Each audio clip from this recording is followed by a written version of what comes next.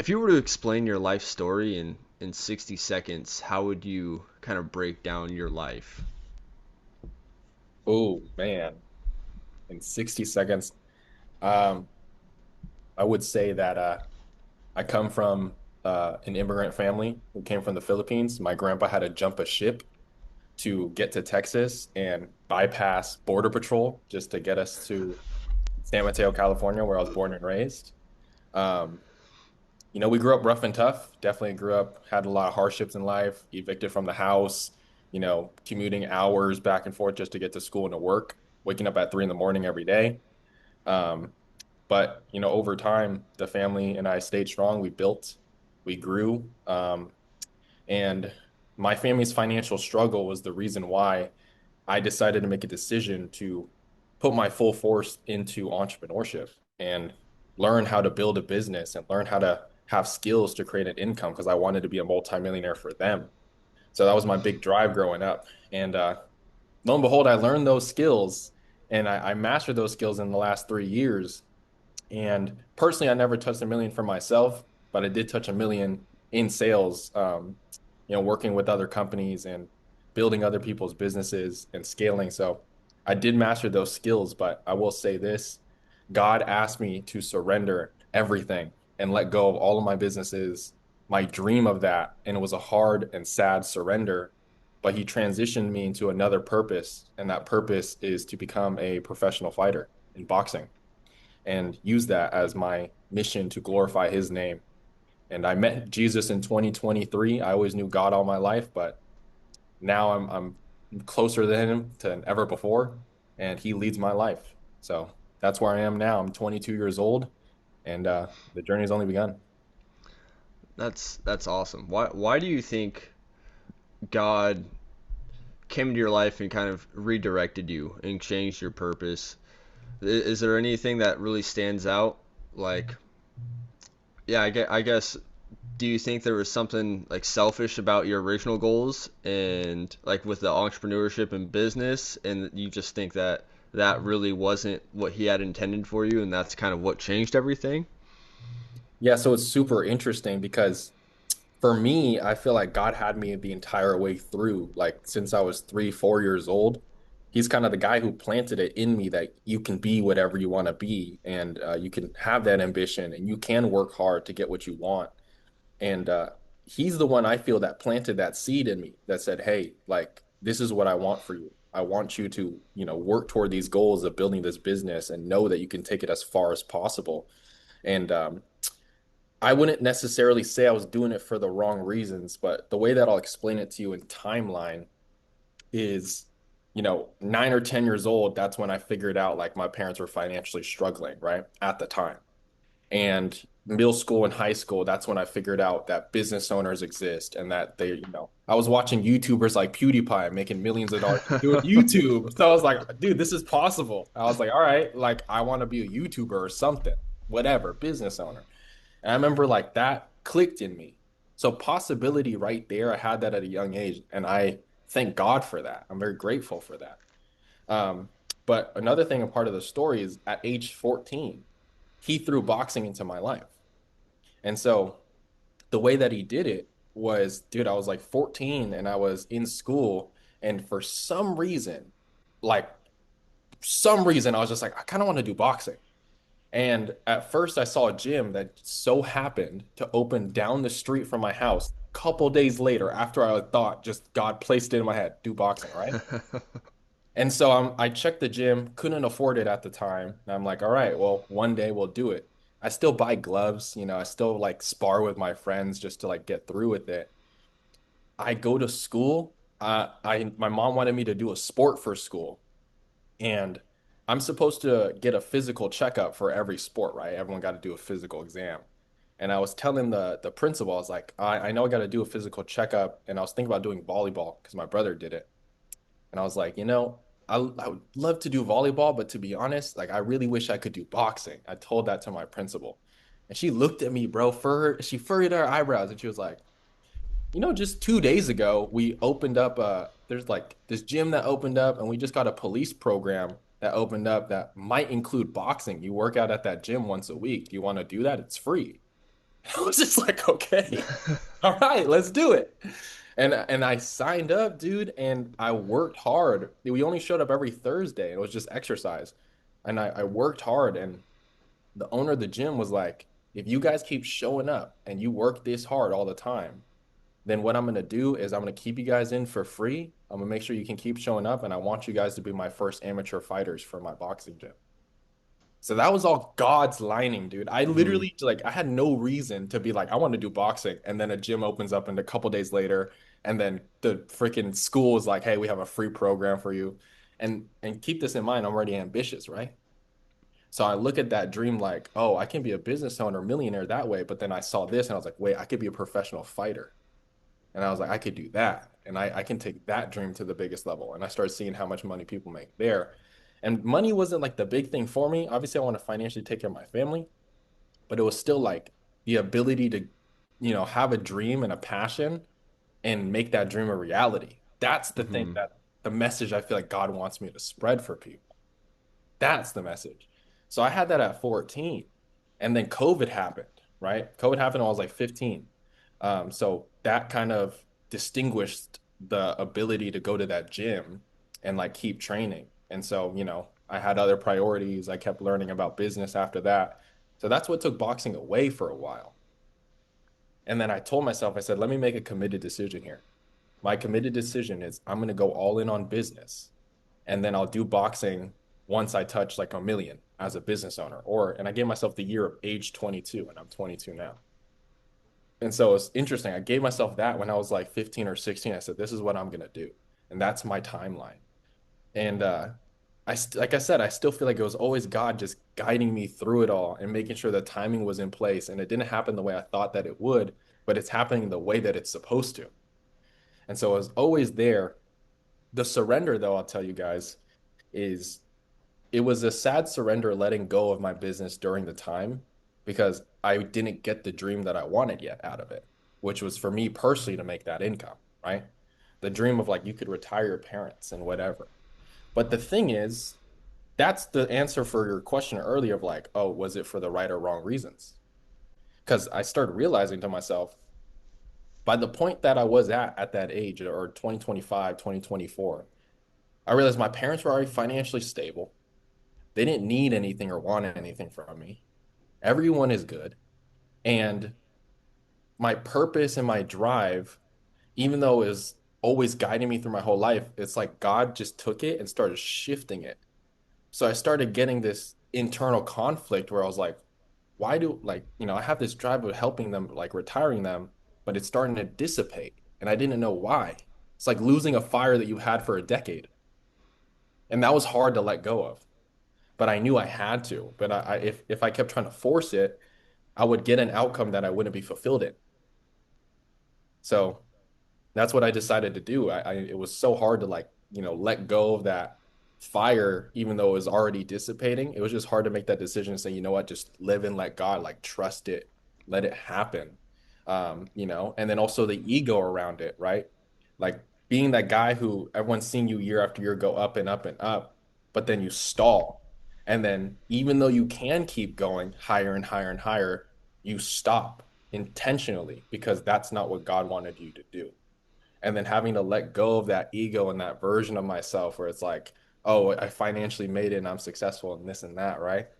That was a hard thing for me to do, to reset and restart from zero and like allow that to happen.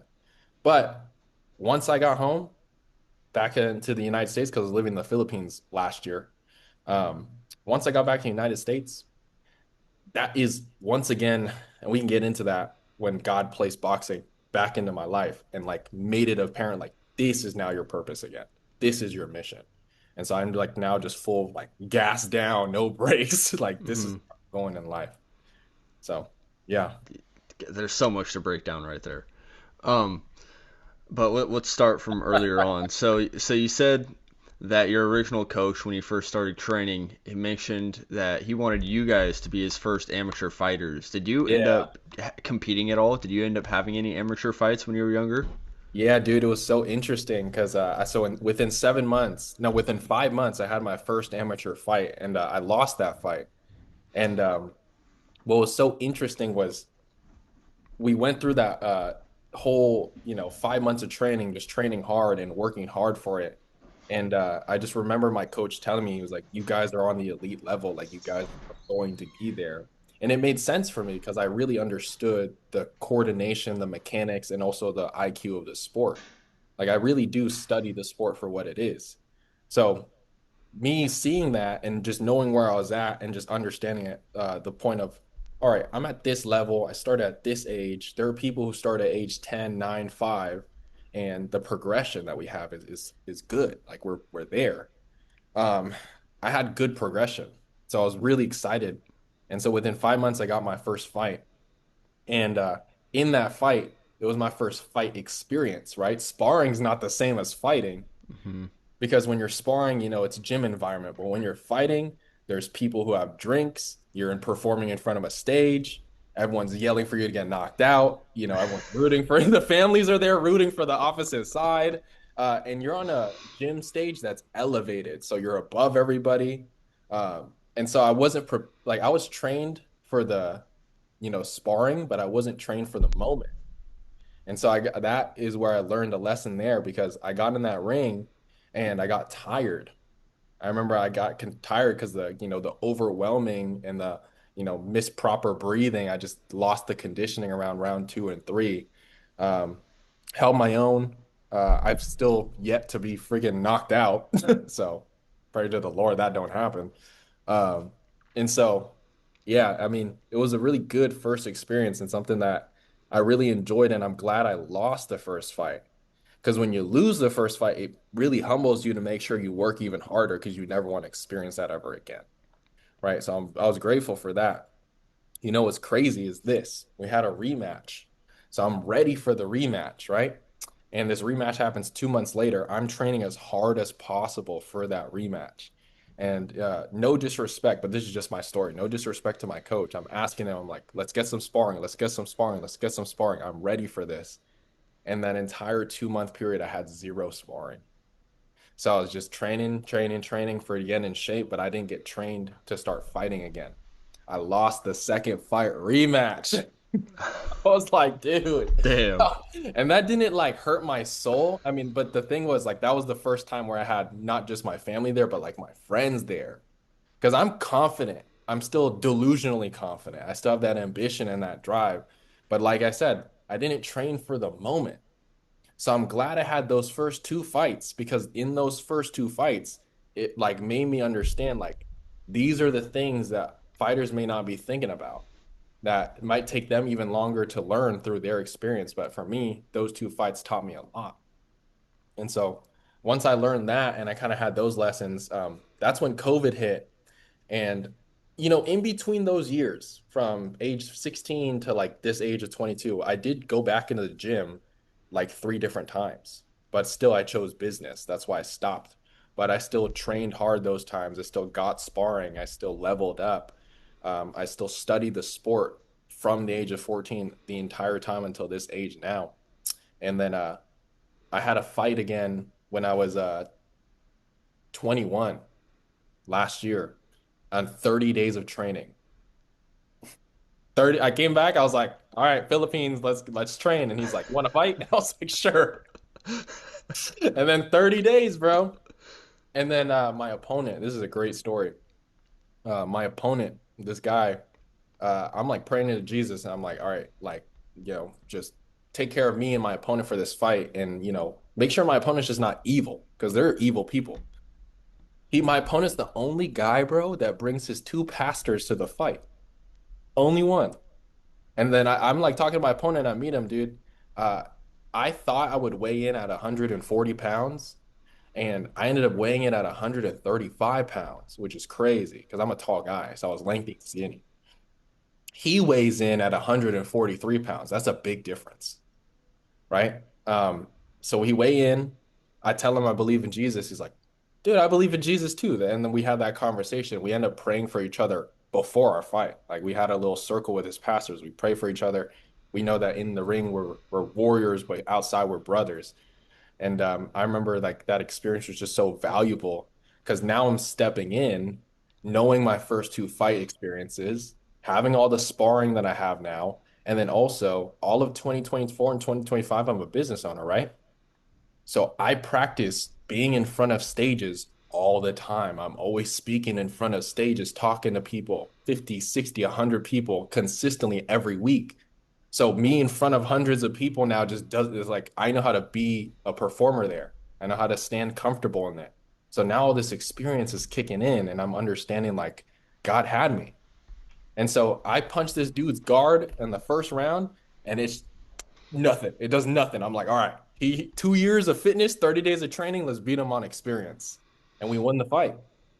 And so that was like my most recent fight. And after that, that's when I started letting go of my business. But that's like the whole experience that I had. And it was just such a beautiful thing because everything really added into to each other. Um, so yeah, man. Yeah, fighting's one of the only things. It's really interesting how the best in the world, you have to be delusional with your confidence. Like Yeah. there's no, if you even have an ounce of it not being confident, then you're screwed because that self-doubt is huge, especially in the fight world. Yeah. It's insane. Have you ever had to deal with any sort of self-doubt? You know what's interesting is the first time I ever dealt with self-doubt was in 2025, and it had nothing to do with boxing. I never felt doubt or fear in front of people, and I've sparred professional fighters, champions, but the only time I felt self-doubt was when I had to let go of this ego where I thought I was supposed to be a millionaire already. And then God was saying, no, you're not. You're not supposed to be. Not yet. You got to let it go. And fighting that was where I started having self-doubt. Because the thing is, I had clients that I helped go from zero to 50 to $60,000 a month consistently. While my self was sitting at, 3 to 10K per month, which is still incredible for a 22-year-old kid, right? That's still incredible.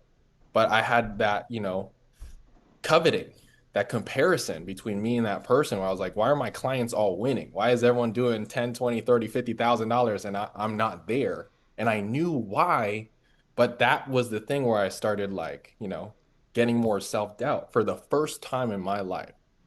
And that's true because I've always been delusionally confident since I was a little kid. That's what God gifted me with.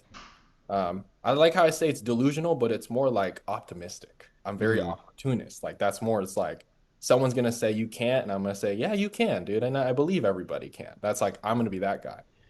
And so for the first time in my life, I was really like, can I? For the first time, it was the weirdest thing, bro. And the like anxiety, the anxiousness, the nervousness, I was like, whoa, dude, like that was 2025. And I learned to just surrender to it and give all those worries to God, right? First Peter, I think it's like chapter 5, verse 7, I believe. Yeah, give all your To worries to God. Today's social landscape definitely doesn't help when it comes to comparisons too. With social media, you're forced to constantly compare yourself because that's all you see. You see everyone's highlight reel. So Yeah.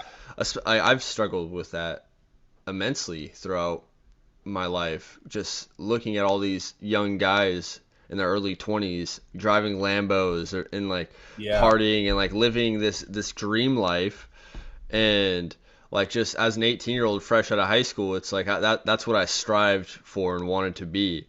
And then every day you're seeing that, you're just constantly comparing yourself to this 0.0001% of people, when it's like hyper unrealistic. Obviously you can get there, but when you're comparing yourself against that percentage of people, it can lead to like a lot of negative impacts to yourself and your mental health too. Oh yeah, dude. Comparison is the thief of joy. That's why it's funny because that's why it's literally a commandment in the Bible, like do Hmm. not covet, right? Yeah. It's, So what are your goals now with boxing? take it to the very end, man. I've always had this written down to be at least a two-time world champion. So not just one time, but two to make it true. Um, and one thing that I've also learned through reading the book of Ecclesiastes is, I have that outcome. It's always been there, but it's not. that's not like it's just a thing that's a North Star, but it's not the thing that keeps me in boxing. Like I'm really in it for just the journey of the process of just loving the sport and being passionate about it now. Like skateboarding, I always grew up a skateboarder, so that's been rooted in me where I pick it up because I love it. And so now the reason the what's keeping me in the sport of boxing and not letting me like decide, oh, let me push it to the side for now to do something else. What's keeping me there is now just the love and the passion of the sport and just utilizing that love and working on myself every day for it. Just get 1% better every single day. Um, that's really my goal and just have freedom with it, you know? When you say become a two-time world champion, do you mean at the professional level or like a Golden Glove world champion in the Olympics? 'Cause I think that's only amateurs, correct? I'm talking at a professional level. My goal is Gotcha. to glorify God through everything that I do in boxing. And right now, the lineup for me is just, attend the next tournament that comes up that I can make, excuse me, being in shape. So that'll probably be a 2027 like Golden Gloves local tournament. And then continue to go as high as possible within those tournaments over the next, like, let's say 3 to 4 years. And then I don't really have a detailed like oh, within 3 to 5 years, I want to turn pro. And then by year 8, I've let go of that. I used to be so like planned by the decade, but now I just kind of have the North Star and I'm just letting God and just surrendering to it and just taking it day by day, right? Because Jesus even said it, only worry about today.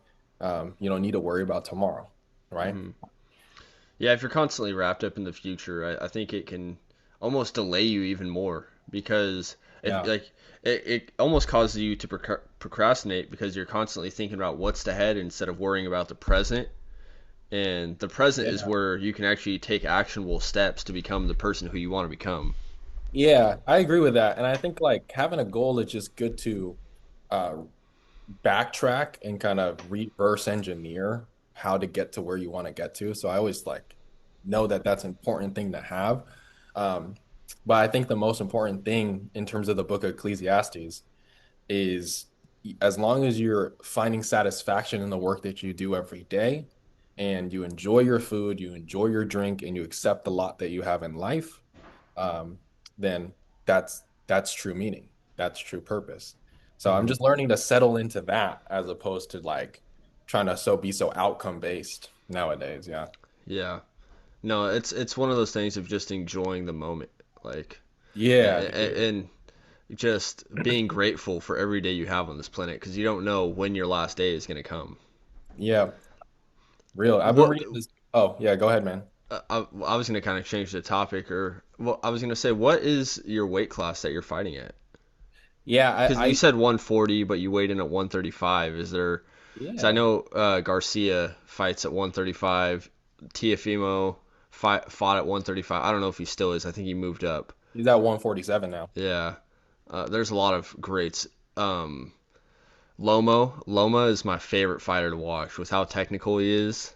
Yeah. Is there anyone that you look up to or try to model your fight game after? Yeah, there are a couple guys. I'll first kind of answer the first question, but for me right now, I know because I'm 22. I don't know at what point I'm going to turn pro. So I'm building into like that man strength. I'm gonna get into my man strength around age 28, most likely, and that's when I'll start filling out more and kind of it's be harder to make the lower weights. But apparently, I can make 135. I was trying Hmm. to get to 140, and I thought I was there, but it turns out we were miscalculating my scale. And then I hopped on the scale day of, and I was at 135. So I was like, "What the heck?" So that was a mind blowing for me because I thought I was making 140 the whole time. That's one of the difficult things about amateurs too, is you have to weigh in on the same day. So you can't really like there's Yeah. no like in pros you get to dehydrate yourself and weigh like lose way more weight from Yeah. dehydration, but in amateurs you don't get that. I mean you can, but it's gonna be a tough day for you. Yeah, so I think for me to fight strong, 140 is going to be the best. Maybe in between that, like 138, but like around 140. And I think amateur also has like somewhat a little different weight classes. Hmm. Uh, but definitely like 140 would be like I'm at my strongest, I'm at my most full, and that's where I should would stay there. Uh, 147 too. That would also be a great one for me to be like a walking weight and just come in like at my fight weight, like just strong, natural, normal weight. 135 is pushing where I'm like, all right, we actually trying to go as low as possible.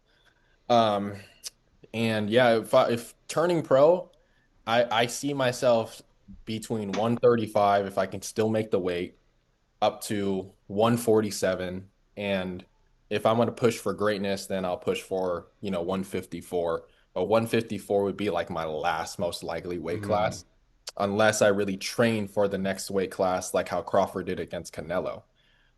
Like that would be like at 154 would most likely be my last weight class. How tall are you? I guess. You said you were tall and I'm lengthy, tall, so yeah. I'm gonna say for that weight class, I'm gonna say like 5'11". Dude, I'm 6'2". That is That's crazy. insane, bro. Yeah. So I'm gonna tell you right now. Uh, could you ask me also what fighters I look up to? And I've always studied who I believe are the best in the world, and I've been doing that since 14. I've always studied who I believe are the best in the world, and not to what people's eyes think are the most entertaining, but I'm talking about a purest boxing hit and don't get hit. So since I was 14, I've been studying Shakur Stevenson. I've been studying Floyd Mayweather. I've been studying now I've been studying Keyshawn when he became high up into even like when he got his first pro debut. That's when I started studying Keyshawn because I could tell he was one of the people too. That just is the truth. I'll study, Bud Crawford now. Um, and then I'm also studying just people that I like in terms of their stability in their base. I like Bivol because I like his footwork and his stability. He's so fundamental. Um, Canelo got good head movement. I'm not really studying his latest work, but I'm studying his earlier work because his earlier work when he was at a lower weight class, he moves better. Hmm. Um, I like studying people who know how to hit and not get hit. But my main style that I would say I lean toward is definitely between the likes of Shakur Stevenson and Keyshawn because they're Hmm. just the ones I've been studying the most since I was young. Um, and I'm a southpaw, dude. I'm a lengthy southpaw that's super Yeah. technical. So I mean, obviously, like, why wouldn't I study a style that's the one that's not going to get hit the most? Hmm. That's so crazy that you're 6'2" fighting at that weight class. Dude, imagine. And so I'm studying Shakur. I'm 6'2". I'm fine at 135. And I've been skateboarding since I was 3 years old. So some people say, oh, you started late, 14, whatever. Like you don't have an advantage, this or that. Dude, I've been skateboarding. So I know how to, like, I know timing. I know stress management. I know willpower. I know like all Balance. balance. I know all the crap and coordination and lessons that come into boxing. So that's what made me a fast starter. That's one of the things about Vasily Lomachenko. His dad put him in Dance Ukrainian class, right? dance for 2 years, made him quit boxing completely for 2 years, and put him in that dance class. And he's probably my favorite fighter to watch, just because his Yeah. movement and how technical he is. It looks like art. It's so Yeah, dude. it's it's beautiful, honestly.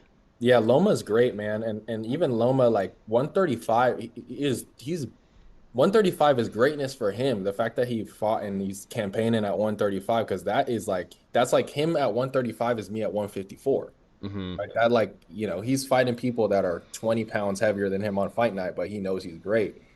So like shout out to Lomachenko, man.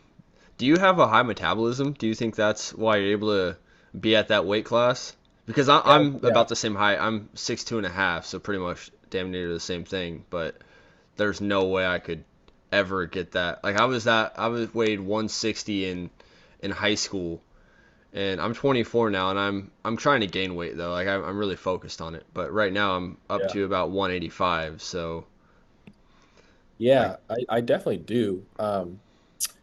So I'm technically full Filipino. Both my parents were born in the Philippines, but I think my grandpa, his dad, so like my great grandpa, is either half or full African, but I think half because my sister did a 23andMe and we have about like 7.7% um, African blood.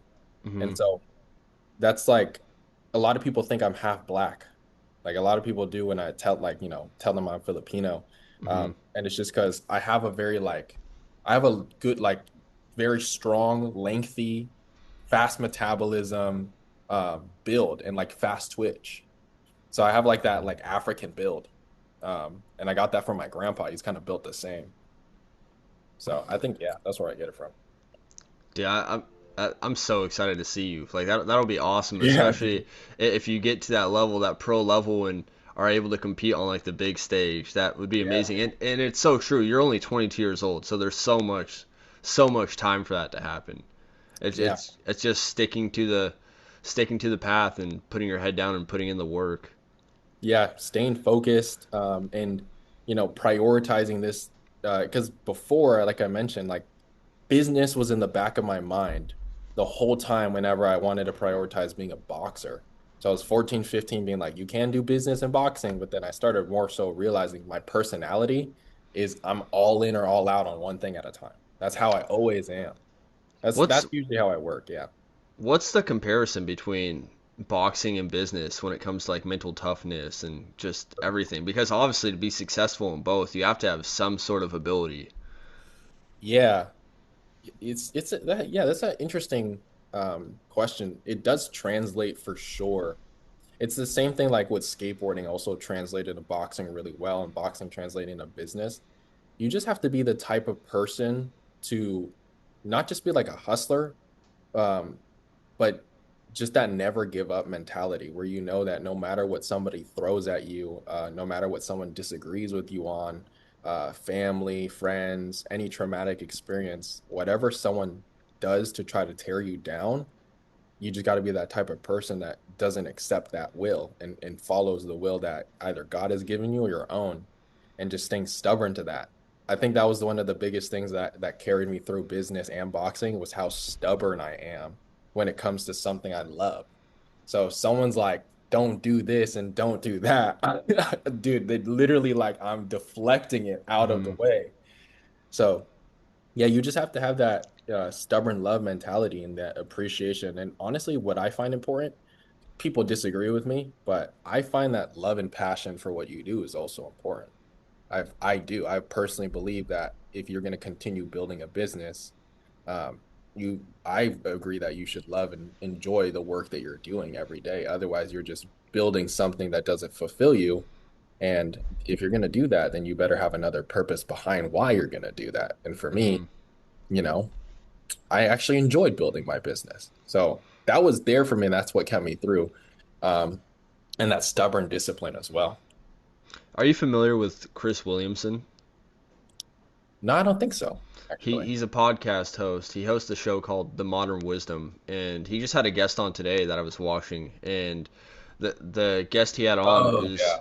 he was talking about how people a lot of times in their careers they get into a job and they end up absolutely hating it, but they just stick with it because they don't know what else to do Yeah. or they're too scared to switch. And it's one of those things where you end up living a very sad life almost because you if you don't love what you do and you don't have like any purpose behind it, one, you're not going to be very successful. I'd imagine if you're not very purpose driven. I Yeah. mean, obviously you can be successful, but I think when you have a true purpose behind what you're doing, it's going to take you to a new level. Yeah. And also, when I think of people who do like a job they hate for their whole lives and their entire existence is based around this job that they dislike, I just feel like every day that would just be a constant struggle. And like Yeah. where would your happiness? I mean, obviously your happiness would come from other things, but wouldn't you want to have happiness at your workplace or what you do for a Yeah. living as well? Yeah. I mean, I got a question for you. What do you define as successful? Because some people, they'll define success as something different. But I think you and I have a very like relatively, what's the word I want to say? Like we have the same Hmm. understanding of it. So what do you define as successful? It's such a deep question because it's so different for everyone. It's really all based on your perspective. But for me personally, a successful life would be me leading my family and having multiple kids and just being able to be Yeah. a man of good character who at the end of my life, I am able to have a whole bunch of people who I was able to impact in a positive way Yeah. and able to build a family and continue like sharing just positive attributes and being able to just positively affect people on a daily basis and just 1% every day, just giving back and trying to just 1% better every day as well. I mean, there's so many things. I think a lot of people misconstrue success with, or they compare success with financial gains. And I don't think that's all it is. Obviously, you can be successful Yeah. financially, but I would, in the grand scheme of things, I don't think money really has much to do with success in life. Yeah, I agree with that. So then in terms of success in work, what do you define as success in work? Because we did talk about how people are, they're in jobs that they don't like, but they just settle for less because frankly, they usually either don't want to scour out for more or they don't even really understand that that's a possibility for them. It's not wired. Success in work, I think, would be doing something you love and excelling at it. Honestly, I mean, I really don't think it's overcomplicated. I think if you do what you love and you enjoy it and you're actually excelling it in it, then I think that's the definition of success. Amen. I mean, Agree with that. really, is it success if you're doing something you hate and you're still like not being, I mean, you're getting by, but you're doing something you hate. So how is that? Can you like you might be financially off, but you hate your life. So is that really successful? Yeah, I agree with that. It's so subjective, right? Hmm. Well, And well, you see a lot of these people. They look at CEOs or they compare themselves to CEOs and see how much they're making. But CEOs of a lot of companies are some of the most depressed people there are. And I'm not saying all CEOs are, but I'm saying that like just the amount of stress that comes with that position, if you put yourself in their shoes, a lot of people wouldn't end up trading just because you don't understand what comes with that position. yeah, And the yeah, money looks nice, but that's not all life should be focused on. yeah, yeah. And like kudos for people for choosing something that's difficult. But like my personal philosophy behind it too is like if I'm gonna look for, say, for example, for a job or some sort of like opportunity, I will make sure that it is something that aligns with what I want to do. And Hmm. I will stay stubborn to that and I will hold off. Um, and I will find a way. You know, here's the thing, a lot of people will bring up the idea or the constraint and be like, well, you're blessed because you get luck, you're lucky because you get XYZ and you don't have to worry about this or that. And they don't understand yet that the mindset that I have to it is, shoot, I've been in moments where I literally told my mom, kick me out of the house so I could be a millionaire. I've been in moments where I literally like was on my last dollar, like struggling, and I had to figure it out and make money appear out of thin air. Like I will make sure that I am doing what I love and I will struggle and suffer for that. Um, and that's just who I am. So I understand where they're coming from, but that's Hmm. the mindset. That's important for me. What do you do now for work? Yeah, so I just started a life insurance exam. So now I'm getting my life insurance license, and that's actually on Thursday, March 19th, to get my license. And so once I get my license, then I'll start selling life insurance. And it's really cool because the opportunity that I got is also, or that I got is also from God. I bring that up because I prayed for an opportunity that I would align with, right? I'm like, God, I need work. We got to figure it out, man. Hmm. And dude, the moment I prayed for it, guess what? That same week, I get an email from an old business owner back in 2024 who was in the coaching space. And his email is like, I'm hiring for a sales opportunity. It's not the same company, it's something new. Let me know if you guys are interested. And I hop on the meeting to go see what it was. And it was life insurance. And that company is a Christian centered community.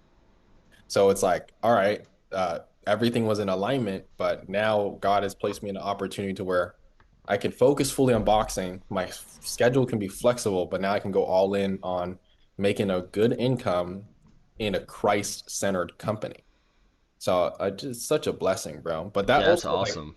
the testimony I want to say for the people listening is the power of prayer is so real, but it's also the power of like you have to still repent and follow God and obey him. That's where people get it wrong because they'll pray, but then they'll continue sinning and then not be even sorry for some of their sin. Like they'll never really acknowledge it and they'll, try to just push it to the side and like pray like God would like, let me extend my sin for as long as possible. Every single time I mess up, I acknowledge it with God. I Hmm. always acknowledge it with God, and it leads me closer and closer and closer to building my life around him. But then because of that, he's answered every single one of my prayers. I So think that's very important for people to recognize their sins because I think, like you said, a lot of people like just kind of wave it off, like it is what it is. God will take care of me. But if you're not repenting for your sins, then I, I don't know. It just doesn't. It's just. What are you doing? I mean, like you're expecting to basically have all the highs of life without any discipline and without following God's path, but you're still yeah. like you're still allowing yourself to believe that God's just going to be okay with you completely doing your own thing and doing whatever you want and not obeying him. And Yeah. but then you still come to him in prayer and it's kind of like I don't know, it's just hypocritical almost. Yeah, and I mean, for the people who are going through that experience, because there's a lot of people who like have their relationship with God, but it's surface level because they don't read the Bible. A lot of people don't read the Bible, so they really don't understand the commandments. Hmm. And so prayer to them to be able to get to that point, like how God led me to getting to that point in 2023, to actually understand who Jesus is and like read the Bible and like change my philosophy.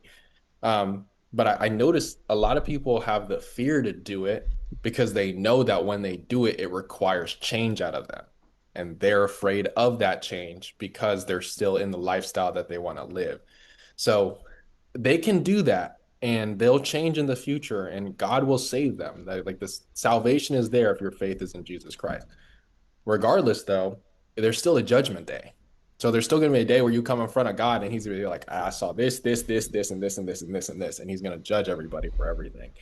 And also the treasure you store in heaven, that matters. Every little detail, like everything matters. And there's another thing too, where the hustler and the person who's like working for money, like let's say you want wealth, um, the Bible literally says God will give the people who build wealth, if they're sinners and they continue to be sinners the way that they are, they don't repent, however it may be, that wealth that they're building for themselves will go toward the person who pleases God. So like they're hustling, hustling, hustling, but they don't get to keep that. Even if they get to live that life the devil wants for them and they get to live for the world and they get the excitement of, the lust and the power and the freaking materialism, there's still going to be that understanding that that wealth that they're building is going to go straight to the person that pleases God, right? And they end up with nothing. Versus the person who has that relationship with God and builds that spiritual wealth also gets the opportunity to be granted wealth from God and it's good health to enjoy it. It's later there in Ecclesiastes. And so I've seen that because of all the prayers that I've done and all of the building that I've done and the repenting and the, communication I've had with God and the gifts of opportunities that he's just presented in my life have been huge blessings, even through all of the torment and the suffering, right? Because that's there too. With Uh, that said, how does someone tell the difference between God guiding their path and their own ego pushing them towards something? well, Ecclesiastes 6:10, your destiny is already determined. So I hate to break it to a lot of people, but it's just the way that it is. Like, there's no use arguing with God about it because your destiny is already determined. And then in the book of Romans, I think it's chapter 8, I think it's verse like 20 something. Um, God knew you before you were even born, and he knew which people were going to be his children and which people are not going to be his children. So I hate to break it to those people too. Like he knows Like, for example, I told you when I was 3 years old, 4 years old, I knew God. I didn't know Jesus yet. But for some reason, I had this like spiritual understanding that there's a God. And, I have people in my family who believe in other, not religions, but like believe in other like spirituality things, like astrology, for example, or whatever, right? And so I was like growing up with these different spiritual practices, but regardless, even though the influence, I always directed it straight to the higher power of what is God. Hmm. And I always had this internal moral understanding, which people are born with it, right? The more internal moral understanding of what is really good, like what is good and what is really bad, right? I always had that internal moral understanding of like what truly is good. So I used that um, to make me understand if I was really building a true relationship with the right God or if I was building a relationship with something else, right? Hmm. And so all of that experience led me to 2023 where I needed to find a religion because I felt like I was getting consumed by demons, bro. Felt like I had, and I had experience of that. I have a genuine experience of feeling a demon get consumed in my heart. It's scary. We can talk about that in a moment, but I've had that genuine experience. And so I knew like I needed to find something to believe in that was a true religion, not just like a God, not just some spirituality thing. Like I needed to know the truth. So that was my moment of I'm going to seek truth and find it. And I looked at everything and everything just didn't align with me. I even looked at the Quran because I was listening to a lot of Andrew Tate. So I looked at the Quran first because I wanted to see, okay, maybe I'll align with this more. But deep down, I knew that just the lessons that were taught, I didn't align with it. And so once I got to the Gospels and I literally read the book of Matthew, I had no other choice but to be like, all right, now Jesus is God. Like I have no other choice. I had no other choice. I read Matthew and I literally like within that moment, I just knew the Bible was truth. And I even questioned the Bible. And every question I asked, I had open-mindedness to keep reading to see if the question would get answered in a different book. And it did. Every question I asked, every like contradiction I felt like could be there was answered. And so everything that I looked for that I wanted to see if this wasn't real ended up just making me more and more of a believer. And so, like I said, I hate to break it to people, but not everybody gets that. It's just part of what the Bible says, right? Some people are born children of God, and there are other people who are born who will always want to be separate from God, always. And so if you feel like you're someone who's truly a child of God and you are listening to this, my prayer is for you to continue to move forward and actually seek God for him and build that relationship, communicate and pray, ask him to lead you. Um, Pick up a Bible, read it if you want to be more intentional about it. Because there's some logical people here, right? There's some logical people that are going to listen to this. And logically, if you want answers, go see if the Bible is the truth. Go see if that makes sense for you. Because if it doesn't, then that's fine. It's up to you, right? And then that'll lead your life to where that's going to lead. But for me, I found my truth, and that truth is Jesus Christ is the Son of God, right? He died and he rose from the dead 3 days later. My faith is in him, and I know I'm saved. I know I go to heaven from that, even if I'm a sinner, even if I've done bad. So that's my thing to you. If you want to be intentional, read the Bible. If you want to be intentional, understand God's commandments, not just the 10 commandments, but the two commandments that Jesus also gave about loving one another, right? And loving God first. Um, and just the closer you get into trying to build your understanding of that, and God will see that, it's going to lead you right where you need to be. That's what it did for me. And that's all I can speak of from my experience.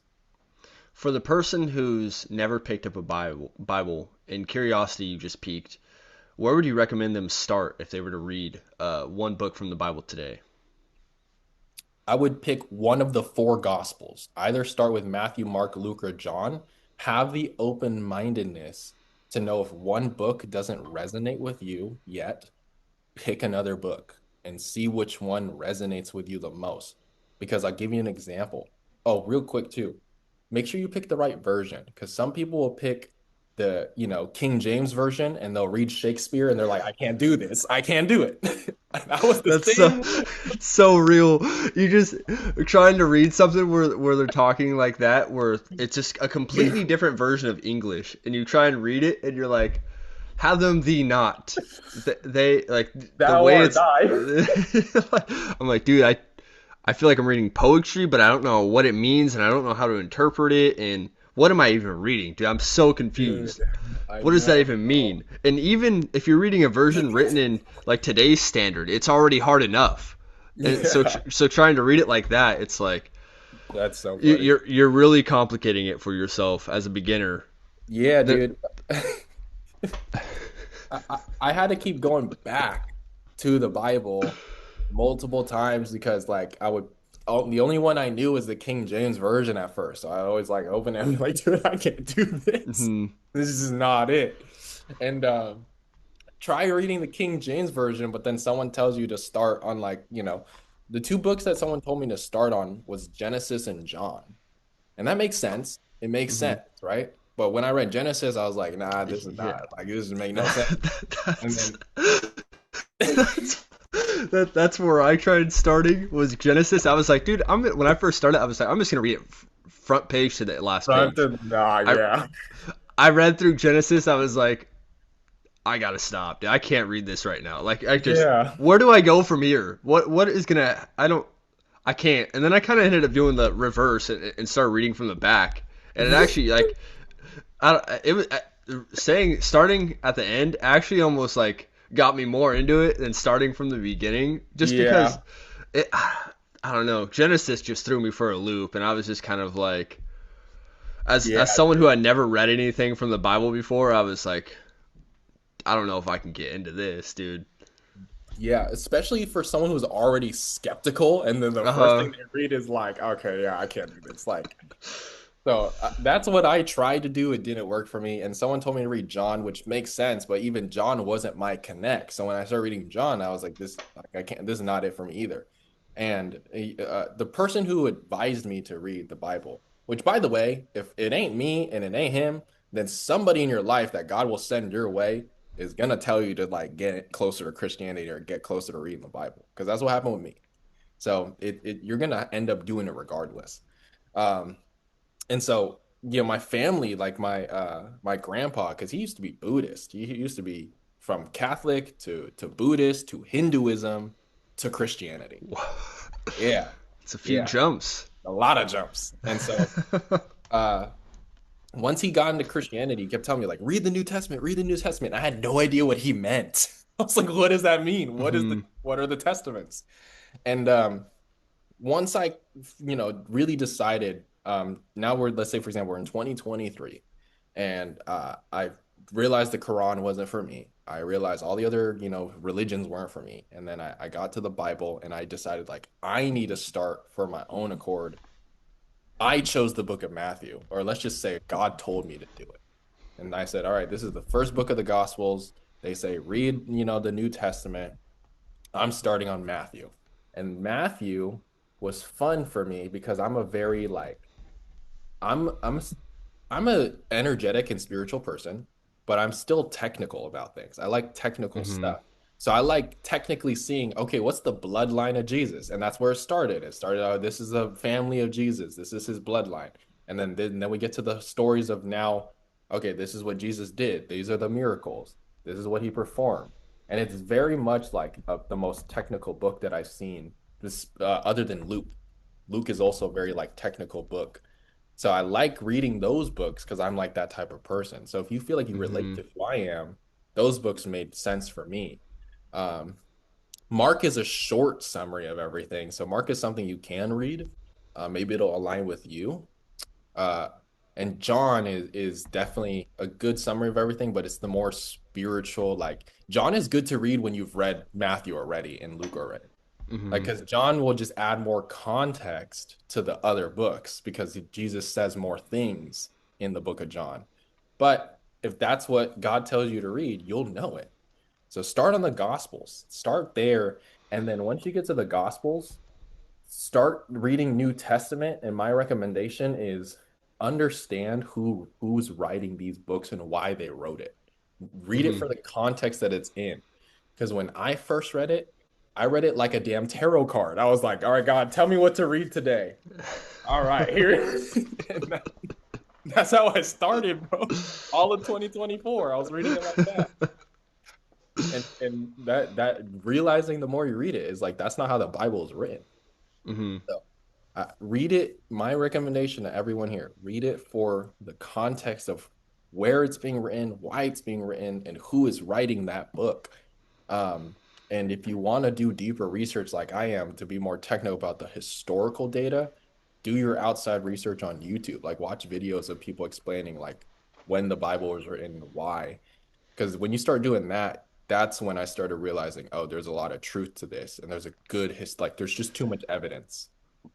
And another thing for people to be wary of is be have some sort of caution when you hear people or quoting from the Old Testament and not giving you full Yeah, context, because there's a lot of people out there who will take old quotes from the Old Testament and not give any context to it, and then it looks yeah, terrible, but it's not. And you just have to understand what was going on at those times, and like the mixed, not like wearing different materials and stuff. Like that's not something you have to worry yeah, about today, guys. Like yeah, yeah. And that's there's a lot of things like that people will use to weaponize against Christianity. Can you hear yeah, me? yeah. You started lagging a bit. Like I could hear you, but your camera was lagging a bit. But I could hear you the whole time. Okay, gotcha. But yeah, you're back. Okay, sweet. Yeah, but I was just saying a lot of people will use those out of context to weaponize against Christianity. Yeah. So it's just something to be wary of. Yeah, because there's also people who only there are people who also still believe in the Bible, but they only believe in the Old Testament and they don't Hmm. believe that Jesus fulfilled it and they don't believe the New Testament. They don't believe in Jesus's resurrection. Like there are people who are like that and they'll still follow the old laws.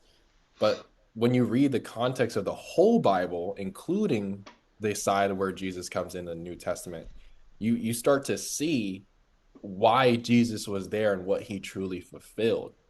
And you start to see who the not necessarily enemy of the Bible is, or within the Bible, but who portrays Satan, right? And it's usually the Pharisees um, at Jesus's time, right? The people who only believe in the Old Testament and they're trying to hold on to just the Old Testament.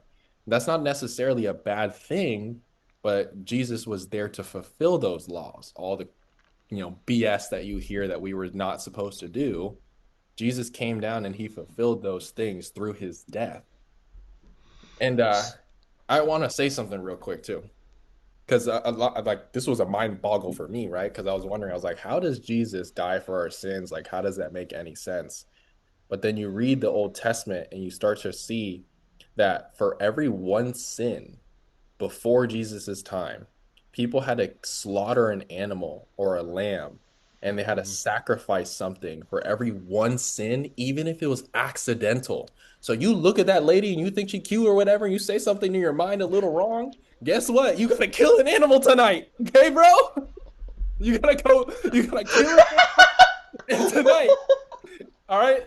And you gotta sacrifice it to God. Oh, And the chicken's getting its head cut off, man. yeah, dude, and it goes to show that you're supposed to die for your sin, but because of that, God loves you. He gives you opportunity that an animal still has to die. Something still has to die in your place, right? Dude, so yeah. Anyway, so that's the thing. And so everyone had to sacrifice an animal for every one sin. And so you see that, and it could be like the worst of sins or the sin I just mentioned. But regardless, everyone sin had to get a sacrifice. So when Jesus came down, it's the literal Son of God, like the literal man himself. And so his sacrifice makes so much sense because obviously his one sacrifice is the sacrifice of all sin. That's why it was so impactful. And then not to mention the resurrection, right? All of the eyewitness testimonies, the people that saw Jesus after his death, where he resurrected 3 days later, they saw him for an extra 40 days. And then also, they didn't just see him, his disciples literally died gruesome, hardcore deaths because they knew that that message that they wanted to spread of Jesus resurrecting, they knew that that was their true faith in God. And dude, who's gonna die for a lie? Like who's gonna get crucified because they're like, all right, Jesus, pretend to be the Messiah, bro, and do everything correctly and be a good person. All right. Yeah, that's one of the things I bring up is why would anyone die for a lie like that? If you didn't believe what you saw, you're not gonna die and get tortured. These people did not have nice deaths. They didn't die on like just it wasn't Nah, easy. dude. It was pretty brutal for all of Yeah, them. I studied all of that. Like freaking there's a guy named Bartholomew and homie got freaking homie okay, RIP. He got skinned alive allegedly. Like it literally skinned alive and then stabbed. And then Peter and his brother Andrew, Peter got crucified, right? But Peter didn't feel worthy of getting crucified on a cross. So he said, "Crucify me upside down." Or that may have been Andrew. But one of the brothers said, "Crucify me upside down because I'm not worthy of the same death as Jesus." And I'm pretty sure it was Andrew actually that got crucified on the other cross, which he did on an X. And he literally was there for 4 days preaching the word of God till his death. At like 2 to 4 days, he was hanging there, like still preaching that Jesus is the Son of God all the way to his death. And people were just like, it's crazy. Have you seen the movie Silence? I haven't. Yeah, it stars Andrew Garfield. If you have like Amazon Prime or Hulu or I whatever, or do. I'm Paramount, gonna write that down. dude, go watch that movie, bro, and watch it with like intention of like humbling yourself and knowing like what Christian persecution had to go through in the past. Even nowadays, there are still Christians getting persecuted in, Africa right Yeah, now. Africa. And they don't like that gets no mention in the news here that like all Yeah. these people are getting slaughtered. Unfortunately, I think there's kind of a silent war against Christianity and a Yeah. spiritual war where, especially in America today, you just see a lot of it. Like they try and silence anyone who's Christian. I feel like you're just constantly under attack, and it's sad because we used to be a strong like Christian nation, and it's not like that anymore. Yeah, dude, but it's also like, and it ain't gonna make sense to us because it's just whatever. It's God's plan, Hmm. right? But it also still is in alignment with prophecy, which is what's also crazy. Like the war right now that's going on as of today in Israel is still along the prophecy of the Bible and what's going toward Revelation. And allegedly, and this is how we know that, everything really is real. Um, the next phase of this is that eventually they're going to get to peace, right? Israel will have a moment of peace in the land to the point where they feel like they can lower their guard, like to the point where they feel like they can let their walls down and like people can enter the country type. Like that is the next moment of apparent like in the timeline for Revelation. But then after that, it literally says that all at least I think 3 to 5 like countries around, including Russia, um, will try to attack Israel right after that. And so there are going to be, and the United States is also going to allegedly stop helping Israel and stop funding them after in this point in time. It But doesn't say that in the book though, in the Bible. yeah, I do. So It I does, didn't like read this word for word, but I watched the video that I'll send to you after this. You can yeah. watch the I was like, breakdown. dude, there's nothing about the U.S. in the Bible though, No, unless. 'cause this is the idea is I'm talking about main time what we call it, but it's Mhm. the countries that they bring up is what they were named before. For example, like they named Persia, right? But Persia, it's not Persia anymore. So they're bringing up Mhm. the older names of these areas, and they don't talk necessarily like, oh, the U.S. is going to stop funding. I'm pretty sure the way that it was written was that like Israel is not going to get help from the countries that we Mhm. were getting help by. It's basically God is like weakening down to the just God's people again. So that is in the Bible. I'll send you the video so you can watch that. I love this guy. I forgot his channel name, but I'll send it to you. And then so apparently in this timeline, that'll happen. And then the way that it's going to work is they will attack Israel, But before they can actually strike Israel, God will have an earthquake, a massive earthquake, and a massive, like, he'll send floods, thunder, whatever in the area that'll disrupt and disorient them so much that they'll start attacking each other and themselves rather than Israel. That's the alleged what's going to happen next in terms of revelation, in terms of prophecy fulfilling. And then after that was where things go crazy, which I'm not going to get into that. But Hmm. if we look out for those details about eventually Israel getting peace and then maybe other countries coming, if that starts going through, I Do got you nothing else to say. do you think we're in the end of times? I, my, uh, you know, I was gonna say my fear, but then every time I always bring it up, I always let it go because I'm like, what? I'm like, at the end of the day, like my trust is in God and my faith is in God, but my fear as a human being is that I hope we're not, right? Like technically we are, but my hope is that in our generation, we don't have to go through that level of suffering because it could be in our generation. We Hmm. don't know. It could be in the next generation, our kids' generation. You know, actually, I want to say something real quick too, bro. I was on the couch last night because I watched the video the other day, and I was literally praying, not praying, but I was like talking to God afterwards, and I literally was like, I want kids and I want a future, but God, I will understand if you don't want me to bring children into this world so they don't have to go through that suffering. Like I literally told myself that because that's something I really think about. Like if this is true, and if this is what I have to believe in because the prophecy fulfills, then I have to also understand like what I'm bringing my next generation into and what I'm also like their kids if I continue that. So I literally had that thought the other day. It was deep, bro. Yeah, I agree. It is something we have to think about. But my only counter to that is I feel like every generation before us has also said that they think they're at the end of times. And so, like, if you look at like comparatively, almost every generation you talk to, they all think that their generation is going to be the last just because of all the craziness that happens in their life and that they see throughout the world. Yeah. And so that would be my only counter to that, and also to the stuff with Israel. Do you, because I'm pretty opinionated about all this, about like the Yeah. current war and everything. Do you think or just to clarify, the current government of Israel is that the same Israel that the Bible refers to? I don't think so. The what my normal answer is I usually leave my opinion out of it just because of the fact that I'm so uneducated with it, right? Hmm. That's my normal like go-to answer when people ask me about my opinion on the genuine war.